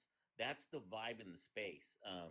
So I just wanted to say that a lot of people were saying they were kind of confused on what the hard questions were. The only hard question that I got was that last one. And that's where he kind of took offense that why would I go do that? I've jumped on Dead Daddy's lives. He's never brought me on a panel. I love the guy, but here's the thing: he would have 200, 300 people on his live, and viewerships are down because portfolios are down. It's not a publicity stunt. Everybody wants to get a 100+ people on their lives. They want to get their gift out. If you're monetizing your situation, then that's your goal is to monetize your situation or your influence or your creativity with your community of people that go when you go on live. So I just saw that last question. It kind of I think kind of rubbed them the wrong way because that was a stretch to me in my eyes that they would do it for publicity stunt. Who is going to be a guest on or whoever he's not. I'll pop into everybody's live, give you some gifts, say hi, and maybe if I got a few minutes, I'll jump like I've been on in your live. Wadi, I go on your lives almost daily. I'll go on to Dead Yes, Daddy's sir. live. But everybody's viewerships are down, so I think that was a stretch. Yeah, well, I that's wasn't here something for the that I very had hard questions stated, in the beginning. Crypto Slayer, is that everyone's viewership is down, especially in this space for sure. Um, and I addressed that and basically said everything you said. I get what you're saying about that question. It was it it was a tough question, and I tried to ask it in the nicest way I could. When I spoke to him privately, I did not ask it as nicely. That's for sure, and that's because that's what I do as a journalist is I ask the tough questions, but I did not blindside him. I want everyone to know that. Um, so that's the main thing here is, and do I believe that to be true? I'm not going to speculate on that whatsoever, but the community is asking those questions, and my job is to get the answers to the questions. And I felt like coming out and asking, he'd been asked before. He knew how I was going to be. I drilled him hard, okay? Um, and I'm not here to do a softball interview or anything like that. That wasn't what it's about. it is about supporting other creators, but it's also about getting the answers to the tough questions. The answer could have been easily just no, I would never do that. But obviously, like I said, it's an adrenaline thing, it's a fight or flight thing, it's just human nature. I get it. But I in no way blindsided him. And I wanted to make sure that I asked the question not without him present in front of the community, because it did not feel like the right thing to do without him there to defend himself. Okay, so the only thing I gotta say, OZ, and from my honest opinion, I don't think you did anything wrong whatsoever. You mentioned you are a journalist, right? So, what is the main job of a journalist? Is to bring out the facts and the truth. So, my issue became an issue when he started getting worked up and started seeing it like we were literally setting him up for an attack. And that to me, it's like, look, man, not for nothing, but yeah, you could kind of say I am from the ghetto, and we say if you cannot handle the heat, you gotta get out of the kitchen. Jesse, did you want to come up and say something? It sounds like you got something to say. You want me to mic you? But yeah, nothing was intended to be, an attack. The never was intended to be an attack, and when I had drilled him on all this stuff prior, I had questioned myself as a creator if I should even ask that question in public. However, as a journalist, I felt like it was what I needed to do, that it was the right thing to do, and that if it wasn't true, it would be brought to light. It would give him the opportunity to answer the questions that I'm not the only one asking that question. It is a massive community here of people that are wondering these things. All right, Jesse, I'm going to bring you up on mic. Go ahead.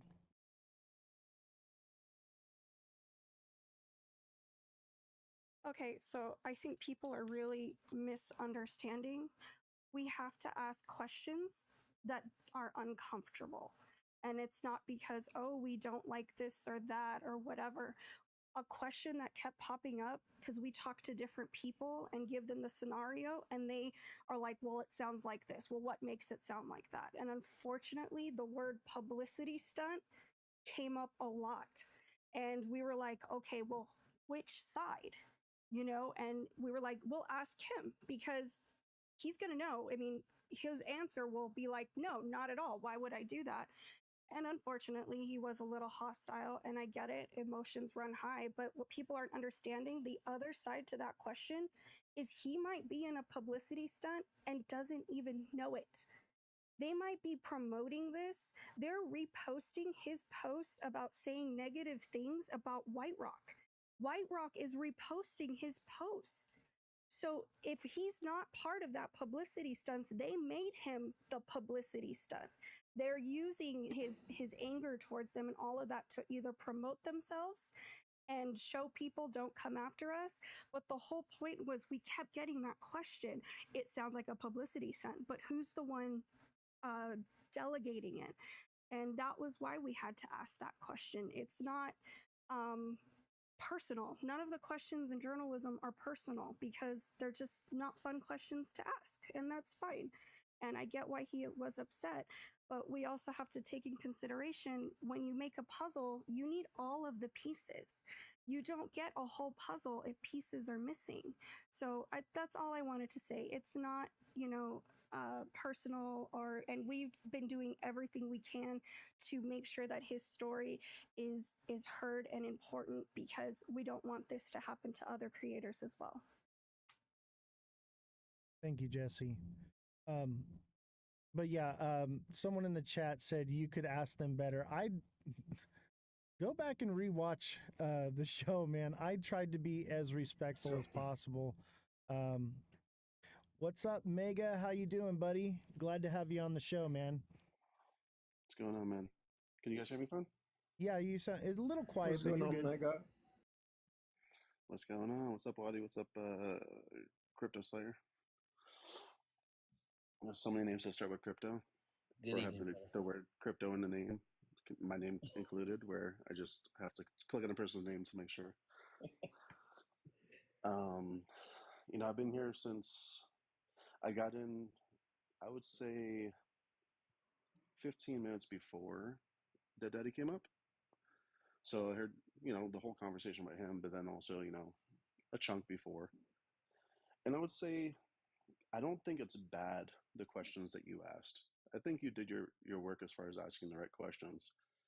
It's just the matter of how they were asked, you know what I mean? And like technical analysis, this is what we talk about all the time, right? Everything's information, right? Everything's an indicator, and information telling us what like things are living. And I think for this type of a setting, it's usually more of a relaxed setting, as far as like, winging things. If people hop up, it's more of just, it wasn't really super planned. But I understand that you actually created this entire show today specifically for this topic and for the case of also bringing him up to talk and stuff like that. But just my personal view is there's different ways you can say things. You can say the same thing, but how you say it is different. Each time I could tell somebody I love them, but I can show them it instead of just saying it, or I can show them it and say it. I can just say the words and kind of walk away. There's different ways how we can say things and do things. Not like I said, I don't think that you guys did a bad thing of asking the questions you asked. I think where I saw the shift, the person just like kind of watching from the outside looking in, is as soon as I think you guys started kind of like, and I'm not saying this is like,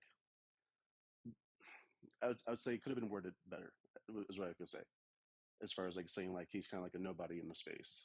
And I don't agree with that. I don't think he's nobody in space. And I know that you don't think he's technically a nobody.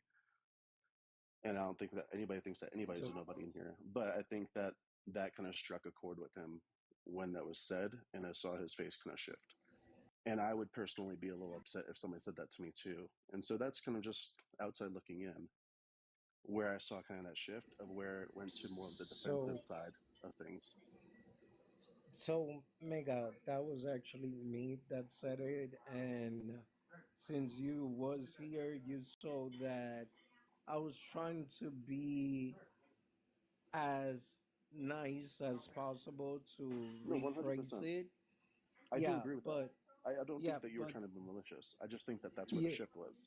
yeah. So, but that's what I'm saying because, man, I mean, I've been in this space long enough, Mega. I hung around with all the bigger content creator. If people believe me or not, that's just their problem, right? So when I said that, I mean, like, I am pretty sure, like, and I know projects and scammy projects and all of Yeah, that.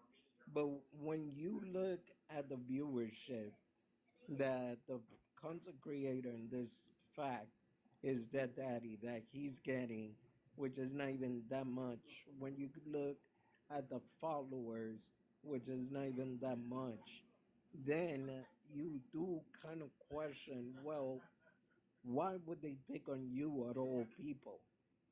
Because you're not yeah, getting that attention. One thing about projects, because I have been sponsored by them in the past, the one thing projects want to know, how many viewers are you getting?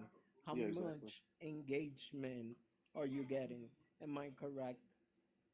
I 100% agree that your motive and your mentality as far as like how like why you even questioned it or somebody said, I don't think it was bad. I really don't. I would have probably said something similar, but I'm just saying for him, it seemed like that's where a shift was. I'm not trying to speak on his behalf. I didn't talk to him at all. Yeah, After yeah, this, whatever. but I get I'm it. just saying, just listening in and watching and kind of seeing the facial expressions. That's just where I saw a shift. And so I'm not saying you guys are right or wrong. I'm just saying that's where I saw it. And everyone reacts differently. Like what you said, like when the pressure's on, especially if you kind of get questions, or maybe he did know the questions. Like what Austin was saying. Maybe he shared those questions a while ago or talked with them privately or whatever. But I think maybe even having like a segment of just like preparing, like, hey, we're about to jump into these questions, and here's the list of questions that I actually gave to this person, and I'm going to read them verbatim, and they know exactly what they're going to be asked, or something along those lines. I think might be an approach where, it. I don't know. That's just my personal opinion. Do whatever you want. It's your show, It's Yeah. and But I Mega, enjoyed the conversation. I think it's good that you guys are digging into it though. Mega, at the end of the day, respect is a big thing. So we do need to be respectful of each other. But that question was a question that I had asked him prior that he knew we were going to ask, Yeah. Um, so and like when I had addressed it, I told him, I was like, I tried, I said, no slant at you about this, but like there are other creators, um that they could have singled out, and I also gave my speculation as to that. My answer to that question is maybe it was because he didn't have a major agency supporting him or something, and that it was Yeah. the I perfect completely person agree. to single him out. So Even he agreed with that too. yeah, And like he was even agreeing with that too. And that's why I'm saying, I'm like, listening in, I don't think you guys asked the wrong questions. I think you're doing a great job, to be honest. But I'm just saying the way he received it, I think, it's like when you're talking with somebody, especially like a spouse or a significant other, it's like you could say something, but it's like, what did they actually hear? You know what I mean? And so I'm thinking more of the psychological side of it rather than the actual factual questions in the moment, but more so where that shift happened, where maybe he felt a little more defensive and like, I don't want to be here for this. Um, and I would be a little offended too myself, if someone was saying those things about me. It's just a natural reaction, like you said before, to want to defend yourself. And I so that's just my personal opinion. Do whatever you want to do with it, but I agree just with sharing you my thoughts. 100%. And, I tried, and that's why I took a few pauses before and tried to assure him, like, hey, like, we're in your court, like, but these questions are being asked. We need to get them answered. Um, but yeah, you're right. People don't want to be asked the hard questions. And it's just human nature. And I I don't, think yeah. you're, I think you're right. Even when Like, you ask me questions about book stuff, I'm sorry to interrupt, but you brought me up to talk about my book yeah, the other day, and even then, it's still like, oh, he's asking me questions about this. I need to make sure that I know what to say. yeah, Like even then, even if it's something or that's not even like controversial, like sometimes for me, I just get nervous. yeah. But anyway, what were you saying? I I forget. Sorry. Oh, I remember now. I remember. Uh, you know, I agree. You know, with maybe rewording things, but in hindsight's 2020. And like you said, when you're on the spot up here, even I'm on the spot asking that question. I'm like, how do I say this in a Yeah, way that I don't agitate him or hurt his feelings, or you know what I mean? It's like, so it's actually, it's difficult to be asked the hard questions. It's also difficult to be the person on the other end I asking it as agree, man. well. And it's very hard. And these questions were not fun, easy No, it's not questions. easy. Not easy. Yeah, and I chat. I want you all to know this, that like I tried very hard to ask these questions in the most respectful way, because I do respect Daddy, just as a creator. What it takes to be a creator, and what it takes that you go through, the emotional, um, just and everything about it, it is very draining on you mentally to do this. And Omega, I'm sure you know that. Wadi, I'm sure you know that. Any creator here is going to agree with that sentiment. There are times where I literally break down in tears because of one dude in the chat. You know what I mean? Hmm. It's difficult. It's very difficult. Look, I don't think that, and this is just my personal opinion, obviously, my own speculation, talking for technical analysis, is I don't think that Daddy has any kind of ill will or any kind of intent to do anything to deceive people. I just think that in the moment, and um, I don't think he was necessarily acting narcissistic. I just think that he was feeling pressured, especially maybe insulted in that moment. I And agree. along with that, I would feel in that moment myself. I would be like, "Dang, man, I came on to just have a conversation and answer some questions. Right. I That's feel like why I'm I getting didn't. insulted now. I never even addressed the narcissism part. And my goal in this show is I don't take any stance. Um, I will speculate on circumstances and what so on and what for, whatnot. But you'll never know where I lie on this one. Um, so that's the whole purpose of this show is it's up to the viewer to make that decision. We actually had a back and forth with the fact checker and one of the people in the chat, a longtime viewer, where we had some disagreements, and they were like, "You need to take a side, and you need to do this." And I'm like, "That's not what I do. I'm not here to take a side. I'm Yeah, here to give you the information, and you pick your side." yeah, yeah. I'm not about like forcing people into like submission. Like you have to choose this, and that's why I'm also coming on here. And I appreciate you bringing me up. It's your show. Like I don't care how many followers I have or anybody else has. It's your show. It's your platform. Your community. And so I want to be respectful of that. And so that's why I'm also trying to say the things I'm saying in a way where I'm still respecting you and your platform and your community, while also just at least sharing what I kind of saw from the outside looking in. You know what I mean? Oh yeah, dude. I'll tell you what, Mega. When it comes to being a creator, you are my mentor. Um, I will always digress to whatever Mega says. Mega is the gentleman of the crypto space for sure. And we talked about this before, man. Like, there were a few times where I was having a hard time with, dealing with bad actors in the chat and stuff. And I reached out to you, and I didn't. You were live when I reached out to you, and I hopped into your live, and you answered the question before I could even answer it. And I really respect you, by the way. Maybe I I put you on a appreciate the pedestal kind or words. not, but dude, nothing but respect to you, Turn me man. down. Say something mean about me now. It has to be a sandwich. Mega likes to eat cookies, a lot of them. That is actually a very downside about me because I always crave them. I'm not even joking. Most days is a struggle just to get without having a cookie. That's Well, awesome, the man. first time I met Mega, I got a message, "Hey, how's your training going?" And yeah, you That's know not how me. that went. It's not me. I did you was did you send actually me all your lucky crypto enough. to invest? I was lucky enough to get Mega to actually message me before the fake Mega because I'd have been talking to the wrong guy. I think that's one of the biggest downfalls of TikTok right now, and I think it's like my conspiracy, not to shift the subject necessarily, but is that they want more users for numbers, and so they don't care if there's bots, they don't care if people are faking things or doing whatever, just kind of let it all be, and then they just kind of have the overall statistic numbers to kind of push out there and get people to invest and whatnot. So I think that's kind of one of the biggest downfalls is people can impersonate anybody, and there's so many people getting scammed. Yeah. There could literally be a class action lawsuit being formed right now if we really want to. Ooh, get me on. Sign me up. I I'm just not got going to my check organize from the that. forum, dude. I'll take it.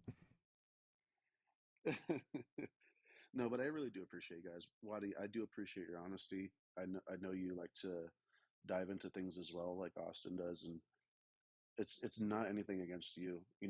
I'm just sharing what I saw from the outside looking in. You know what I mean? There's no disrespect or No, less no, than Mega, mentality on my look, end. you don't have to even explain yourself, bro, because one of my biggest issue is that I am brutally honest, bro. I have zero tolerance for bullshit.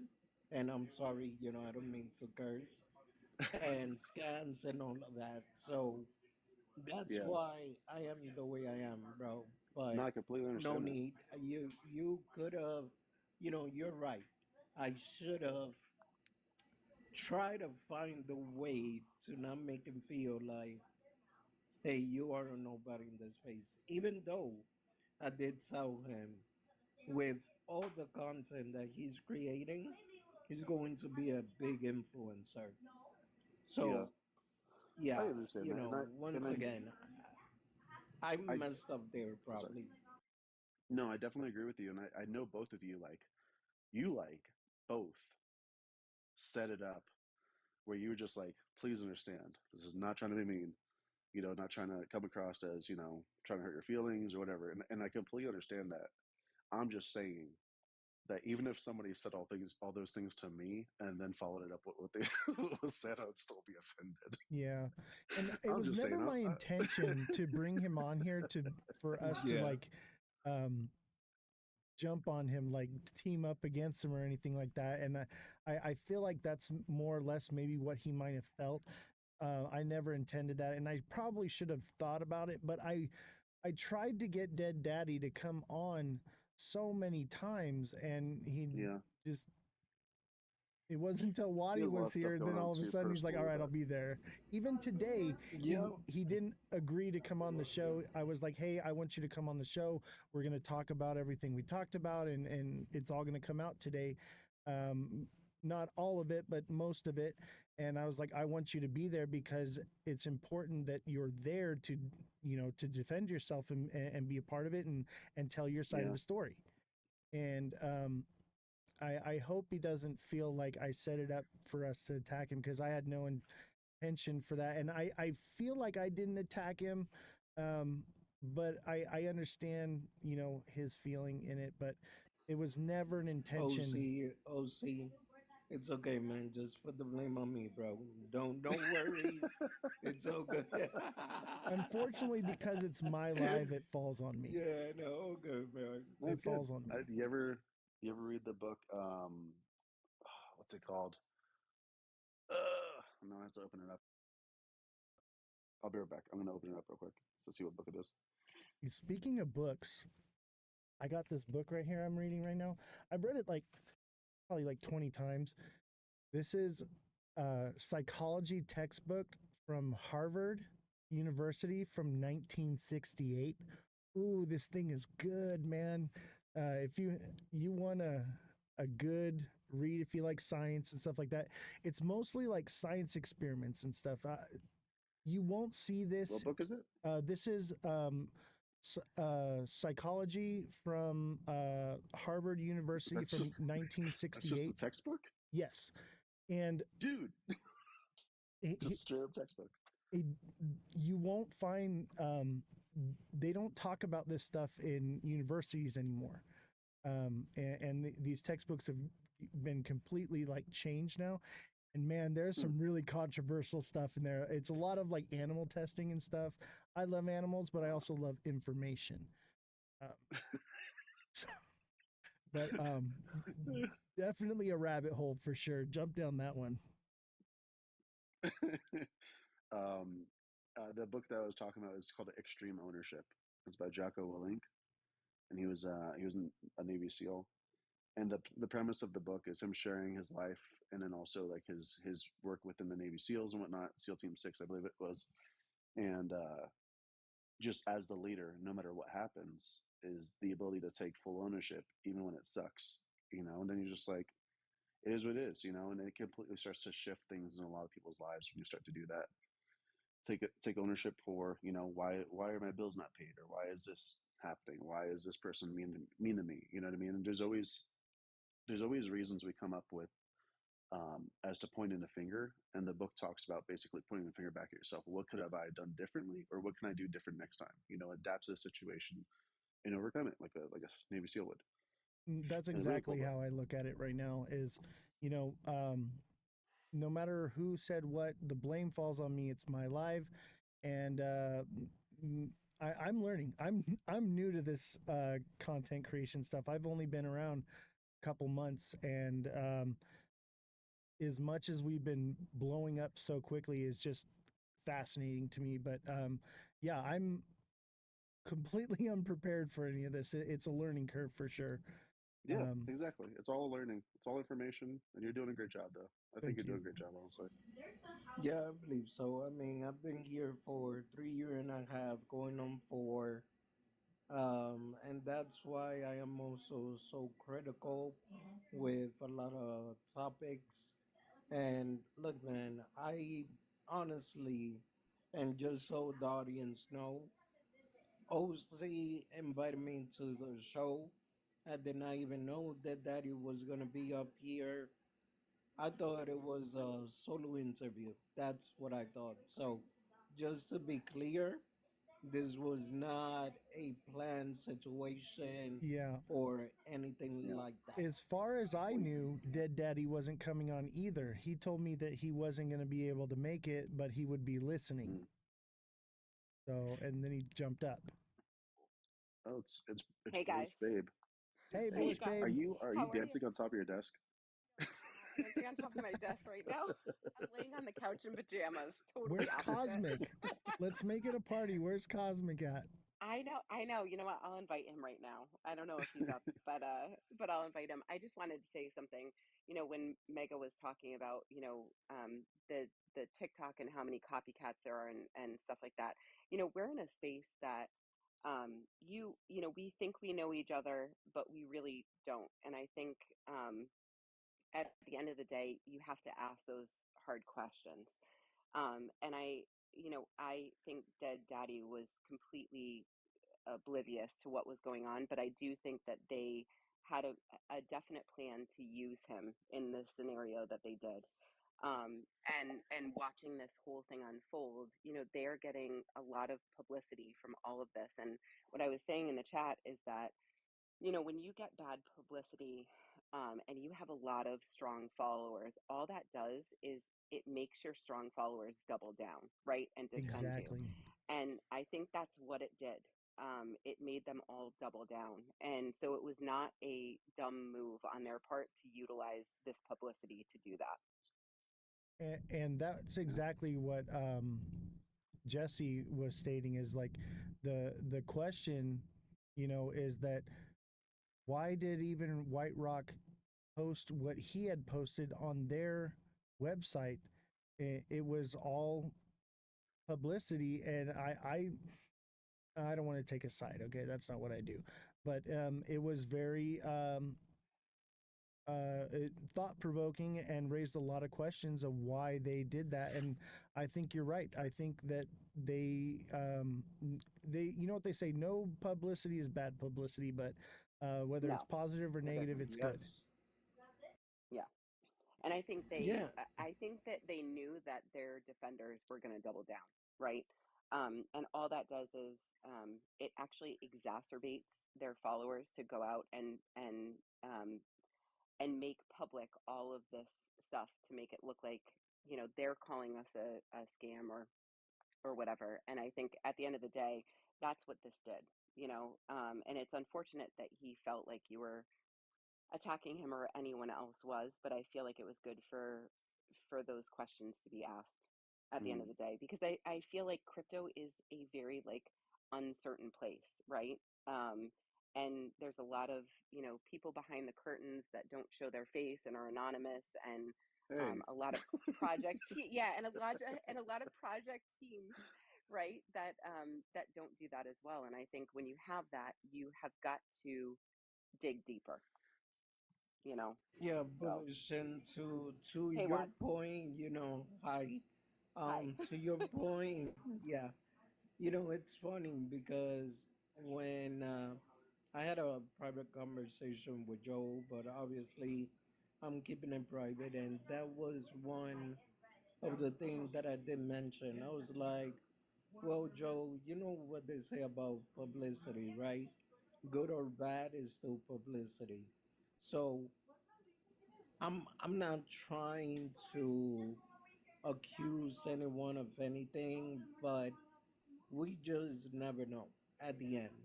Yeah. And the other thing that I was gonna say is, I've been in the space long enough. I funded meme coins project. Right now, I'm funding freaking CBCN from time to time. I don't see their team reaching out to me. Hey, come find out what is our project about. I'm And the doxing reason myself right now, but why, my last name is Futter. what happened? But that's the thing is, like, at the end of the day, if the team isn't coming back, you kind of know it's, and again, I don't want to get into any big thing, but if you kind of know that something is going on when a team doesn't come back and send somebody who is in press out, right, for a big project like this and actually answer the questions that are being asked. And that has not happened yet, as far as I'm concerned, right?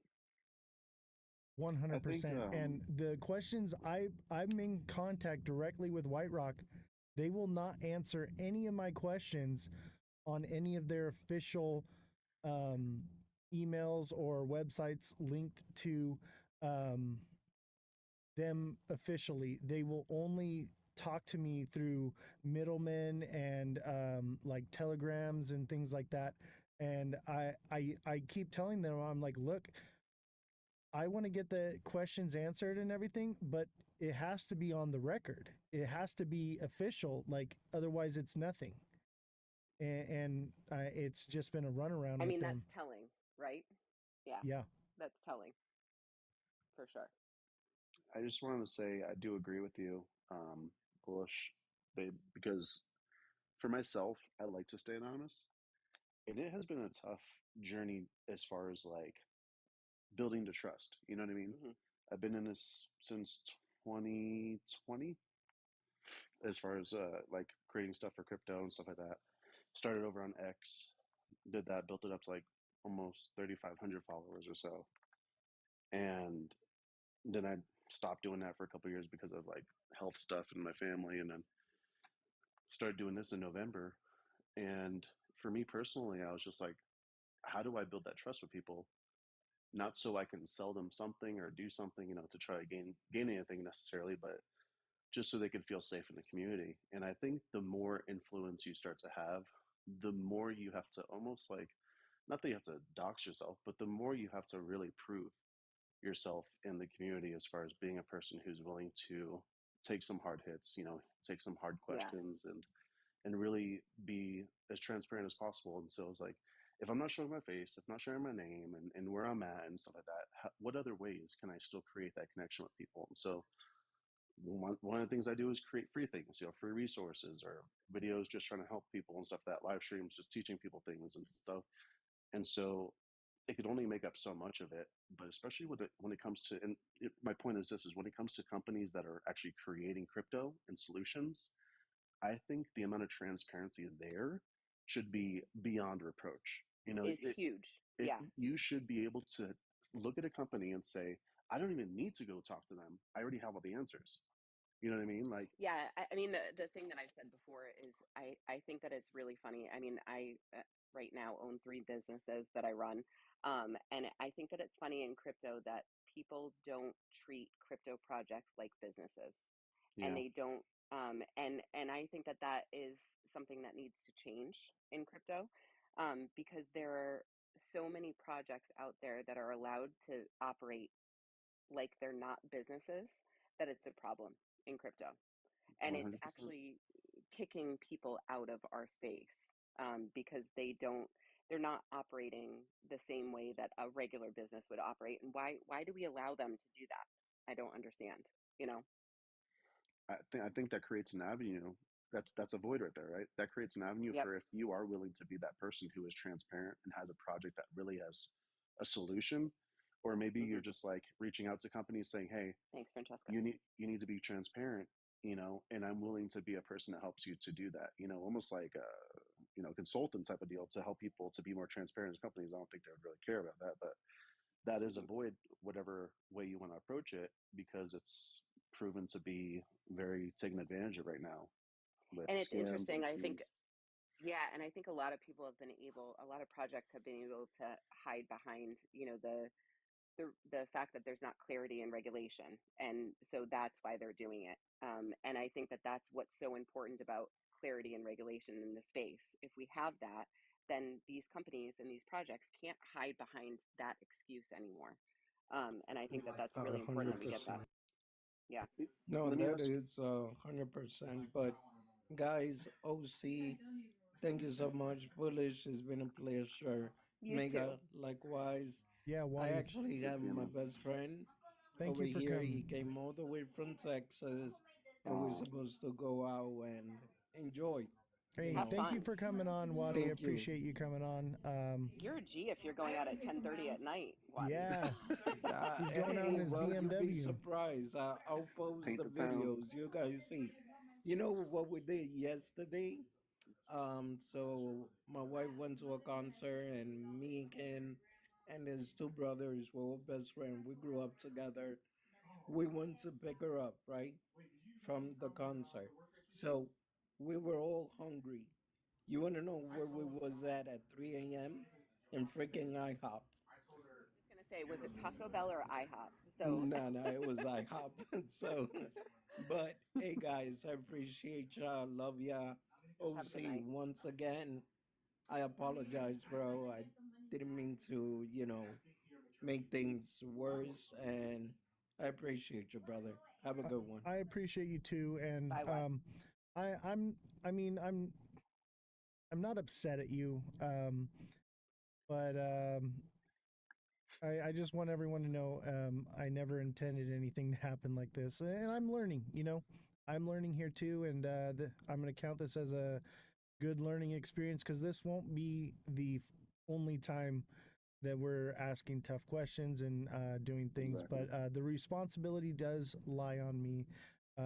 I definitely know that in the future I will probably be jumping in at that point to squash that sooner. And I didn't want to interrupt anybody and then cause more tension, but I realized that that may have not been the right direction to go. But I am learning here. So please, chat, Dead Daddy, everyone, creators, um, do bear with me. I do apologize. I'm looking to, um, hone my skills here as a creator because I am new. We've only been around a couple I think months. you apologize more than enough towards Dead Daddy. I think you Yeah, apologize more than enough. I don't think you I need do to. too. Yeah, I do too. And I think at the end of the day, like, there are emotions that are running high here. Yeah, Obviously, like feels like he's been slighted, which I tend to agree. But I think when you're in an interview and you're a journalist trying to get the truth out, when you do that, um, sometimes emotions on the other side take over, and I think that's probably what happened. And it's not the fault of anyone. It's just the heat of the conversation that's it's going all on right now. Wadi's fault. It's all Yeah, Wadi's we fault. blame him He's Yeah, now gone. that He he's can't gone. talk. I feel like it would have went better if it was just me and him one on one, but I could not get him to get on here. Like, and I'm not gonna lie, I was a little frustrated. I'm like, man, I spent a lot of time, money, and resources paying a full staff. We worked overnight, 24 hours straight, um, to get information for his live. That was like the next day so that we would be prepared and everything, and it cost me a lot of money to cover and do this story, but I could not get him to just come on, and then he even said that he wasn't coming on, and then he showed up. Like, I don't know, I Like a phantom. yeah, and it's Yeah, but I think for him, it's like a safety thing now, right? You've got this Yeah, really, I have to be careful what I say here, I but know, right? you've got this, yeah, right? You've got this company that obviously felt comfortable enough to fly him out and know what they were going to put him through when they did it. And so for me, I think there is like a piece of this that is like a safety issue as well. I agree with that 100%. Like, and that's why I tried to tread so lightly on this one, because like I said, I'm in I'm in a similar legal boat because of being a content creator, breaking my NDA. I got removed from TikTok for 9 days. Like, um, I know how that feels, and yeah, you get very not just defensive, but like, um, it, what's the word I'm looking for? But like, you don't want. You got to tread lightly and be careful about everything you say, everything you do, everyone you talk to, Yeah, because walking on eggshells. yeah, Yeah, exactly. And absolutely. so I don't hold it against him at all the way he reacted. I mean, I probably wouldn't have reacted the same way, but I think the average human, that's a normal response. Very normal. I didn't even think about that aspect of it, honestly, until you two just talked about it. Was just the aspect of he has people breathing down his neck, so that pressure on top of maybe feeling like he didn't really get a good shake or whatever. I'm not here to say whether he did or not. I'm just saying, maybe that's your perspective and what caused the reaction.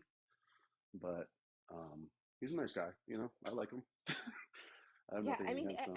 that's the thing. Like he, at the end of the day, like if if a project said to you, "Why don't you fly out here so that we can prove that we're not whatever you think we are," and you flew out there and then had to deal with this, at Yeah, the end of the day, like you'd come back the same way, right? You'd come back confused and angry and emotionally heightened. And I think that's, I feel, I don't know him, but I feel like in every interview, he's been as genuine as possible.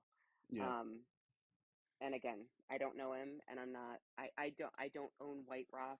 I never even looked into it, to be honest. Um, but I feel like this is a very emotionally heightened ordeal for him. Yeah, yeah, and I for mean, sure. think about the other people that are in the project that own White Rock, how they feel, because I got a lot of nasty letters from people that hold White Rock, and yeah, those people too, like they don't want something bad to happen to their investments because of somebody talking, and it's just a very very nasty place crypto is. And that's part of why I started this show, is because I wanted to bring a sense of integrity and professionalism to a den of thieves. I say this all the time, and yeah, it's very difficult when you're in a place where most creators, they have everything to gain from shilling out a coin to somebody, and that integrity is lost somewhere along the way. And that's that's my goal here, is to build a sense of integrity in my platform so that people will trust me. And the chat here in this show, they trust me because they know um, I don't take a side, and um, I don't really shill anything. I do the TA and stuff, but like if I find something that I believe in, I'll say, hey, this looks pretty cool. Let's learn about it. But I'm not here to, everybody throw your life savings at it. I'm about, trying to help people grow their financial freedom for themselves and their family for generations to come. And it's about uplifting people and helping people. That's why I give donation from the show. And every month we raise money, and because it's about building a community and giving back to the community. Yeah, and I yeah, think that's the difference. I've said this on a couple of lives actually. I think this is the difference between content creators in the last cycle and in this cycle, right? In the last cycle, what used to happen is that the content creators would own something and then they would talk about it. And so it wasn't necessarily that they were getting paid for it. They may have gotten paid for it afterwards, but they actually held it and believed in it before they got paid to talk about it. And I think in this cycle, it's very different. The smaller cap um, meme coins, which there are some that are valid, are paying these content creators before they ever have owned the project. They're giving them a huge amount of their supply to shill it and then pump it, and then these creators are dumping it and then also dumping the projects, right? And so it's just very different this cycle, I feel like, especially with like pump fun and everything that's happened. We're just in a different we're in a different crypto world at this point, Can I which ask is you a unfortunate. question here? Hmm. I do agree with that as well. Um, by the way, another thought, Den of Thieves. You said that it is a good movie. If you've not seen that movie, by the way, I have seen that movie. It's a such a good good movie. movie, Gerard Yeah, Butler. such a good movie. Yep. Um, but do you guys know if they're so the basic gist of what you're doing, Austin, is you're laying it all the chips on the table and saying, look, let's just dive into this. Let's see what there is. Let's so everyone knows, not just you, not just a few people, but so that everyone knows. Do you know if there's a website or a resource where that is basically almost like how the Howie, method was done for knowing if something's a commodity or a security? Do we have a resource ready of that where there's different parameters? Does this company have a white paper? Do they have a clear path, with roadmap, but also not just doxing, but like more information about the type of questions you ask personally? Yeah, So so yeah, I think like the oh, sorry, go uh, ahead. Waddy had mentioned one that he used, and I'm gonna reach out to him and find out what that is, and I'll let you know. I don't really know. I've never used it before, so I try to vet my sources. But that's part of why I have three journalists here and a fact checker, because we have a right wing, a centrist, and a left wing journalist for a reason, so that we don't create echo chambers. And then we have the fact checker that's separate to sift through those to come to um, basically, okay, here's what this side's saying, here's what the other side's saying, here's what the middle's saying, here's the facts. And then I take that and I go through with a fine tooth comb and I display the facts and then I give my opinion.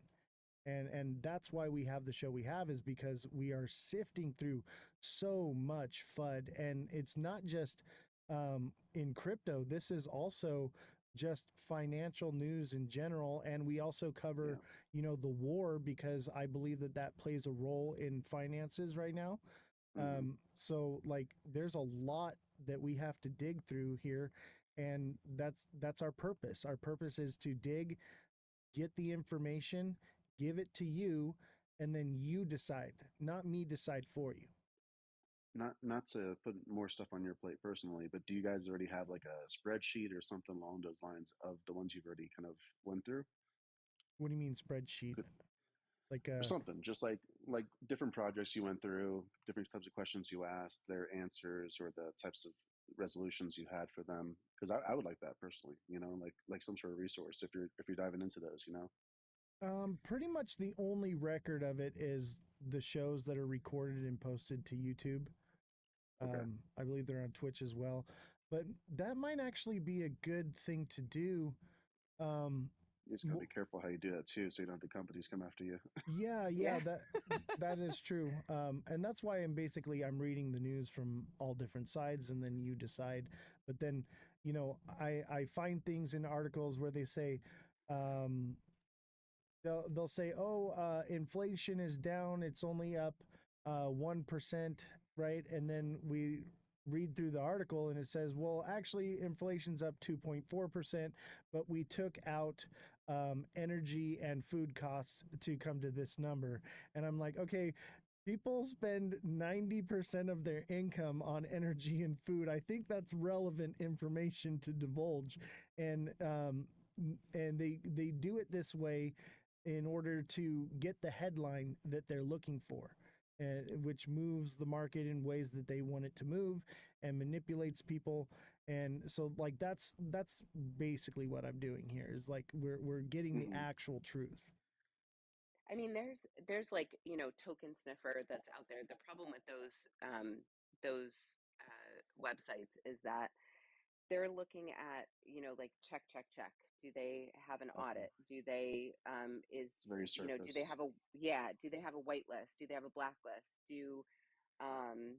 Is there 95% of their token supply locked up? And at the end of the day, like, a company or a project that is trying to fool you or rug you will have all of those things in line. What we're Yeah, looking 100%. for is